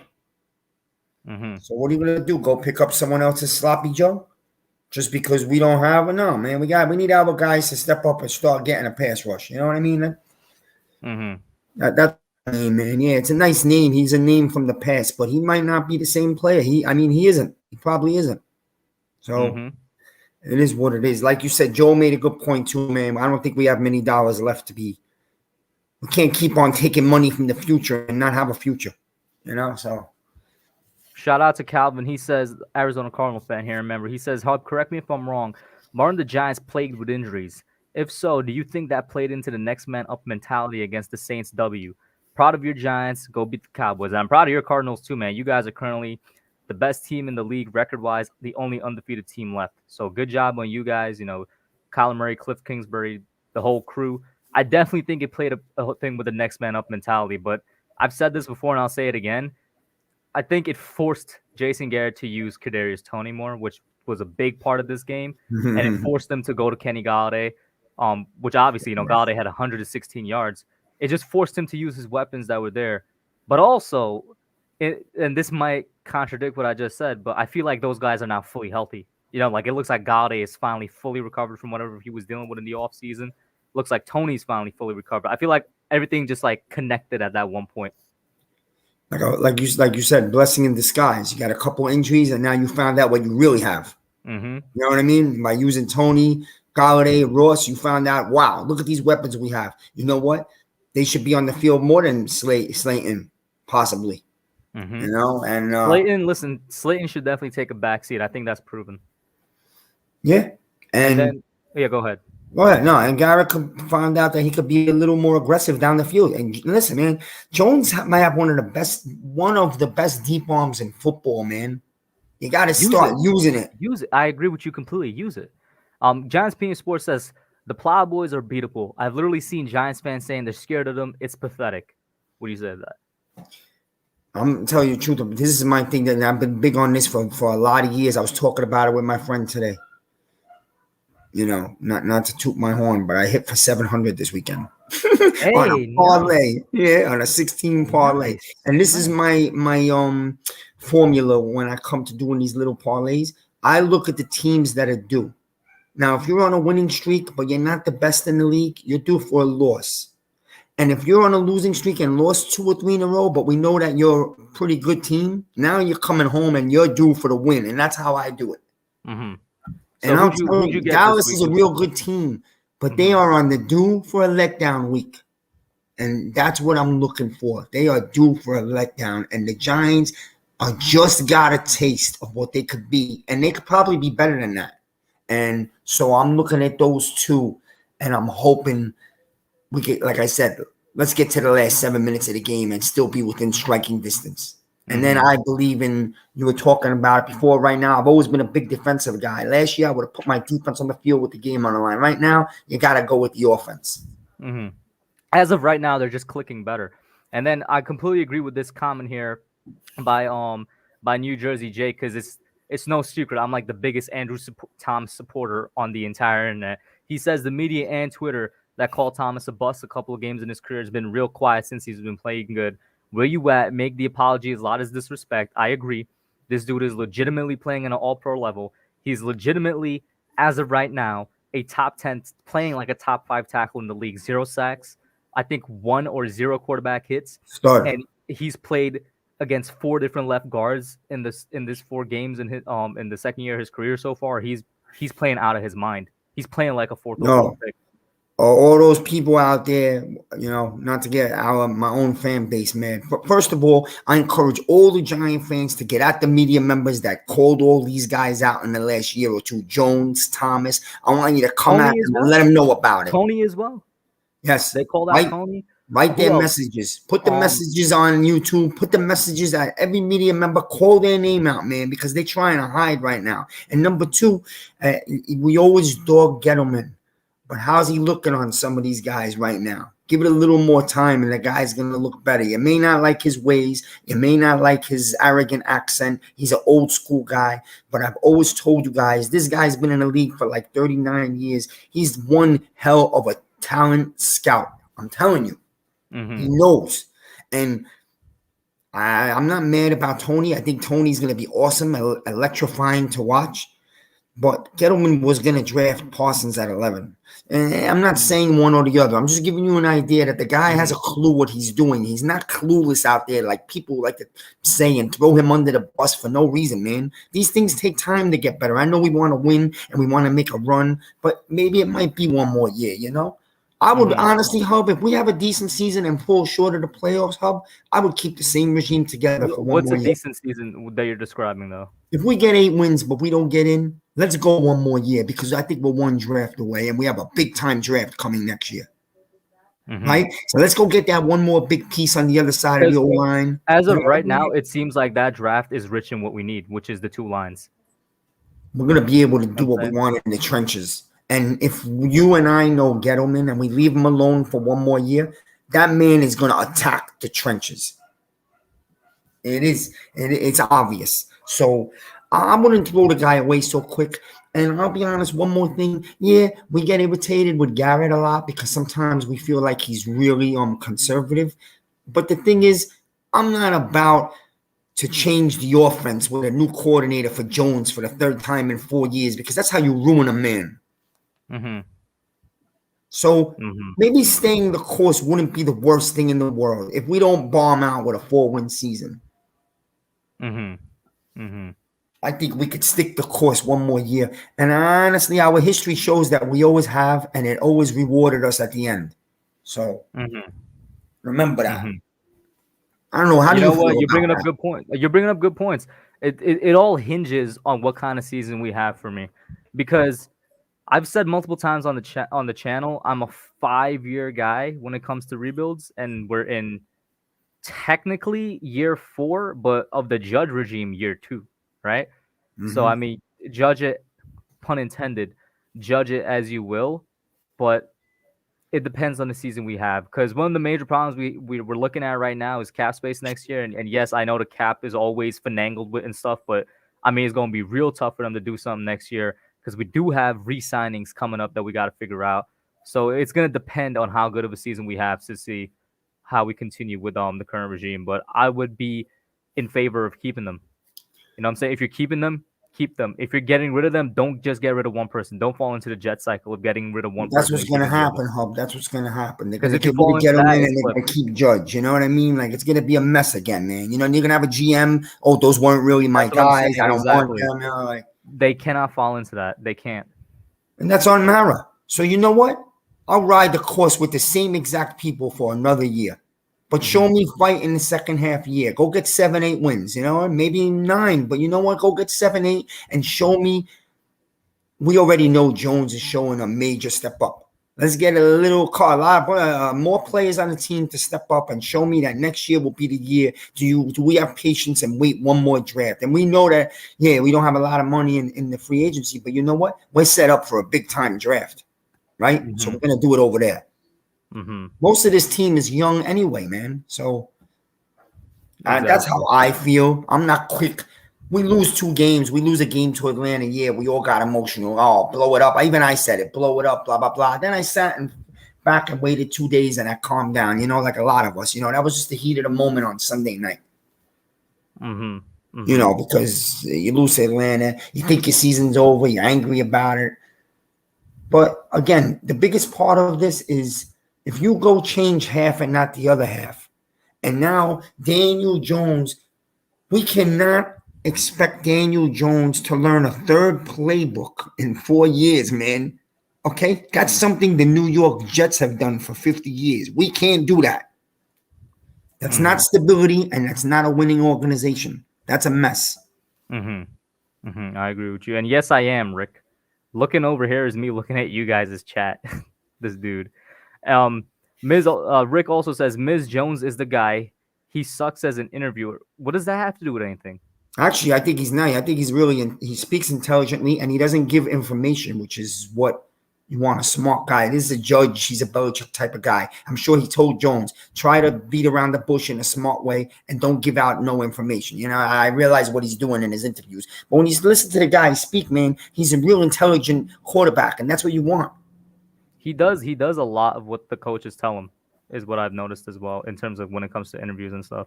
Dude, like this is the way you handle the New York media. You know the New York media wants to eat you up. Give them nothing. Give them some of this. That's what I give them. You know what I mean? Exactly. Well, Miz, let me get your last up before I pop you out, man. Thank you once again for calling. Right. It's great talking to you after a win, and hopefully we have this repeat next week, man. Having a happy week. It's amazing how a win can change the next 6 days of your life. It's a funny thing, man. But listen. I'm hoping we go for a win this week. I know it's going to be a real hard game. I think we're up for the task. I think we're going to be in another hard game. But, hey, you know what? The next 2 games are tough. Go get one. Go get one. So if you lose Dallas and you come home and upset the Rams, that's what I'm saying. It's going to be real hard. But if you could get one out of the next 2 and we could get to 2-4, I think we're going to have ourselves a season. I know we got a couple hard games in the middle of the year, but I know that the last 5 games of the season are we could go on a big streak. We just got to get there. You know, and listen, I think a wild card door will be open for us. I think Dallas will win the division, barring any major injuries. But about this week, we went over the points earlier. I told you what to do. Use their aggression against them, stick with the run, open up the game in the 4th quarter, and we'll see what happens, man. I'm not going to make a prediction right now. If we can beat Dallas and then let me see what happens. Who does Washington plays the Saints? If the Saints bounce back and they beat Washington, and let me see who in the world do the Eagles play? The Saints are going to win that game. And then the Eagles are playing the Panthers. And listen, if we can just beat Dallas, because I do think the other 2 teams are going to lose. We already bump up to 2nd in the NFC East. You know what I'm saying? If you steal a game in Dallas, the Giants are now a factor. And then we might have things that we don't really want, which a lot of the young guys like to hear. You're going to hear ESPN and NFL Network start to jump on the Giants nuts. And, this team is better because they should have won those 2 games versus Atlanta and Washington. Watch out. The Giants are dangerous. Something's cooking. You hear all that. I'd rather fly under the radar and be trashed because I feel like we play better that way. But, hey, let's see what happens. Let's take it one game at a time. Let's go to Dallas this week. And I'm optimistic about it. And see what we could do, you know, especially with the way. How could you not be confident with the way Jones is playing? And by the way, we haven't even spoken. Barkley's starting to get himself back. He looks like himself in the 4th quarter and in overtime. That looked like Saquon to me. And I'm gonna be honest. In my opinion, I haven't seen that all year. But in the 4th quarter and overtime, that was Saquon. Definitely. All right, my man. I want to hold you. I enjoyed talking to you tonight. It was a good night, man. We had a lot of good guys on. You know, I happened to catch a little bit of Authentic earlier. He was on with the Washington guy. Then I hopped over to you.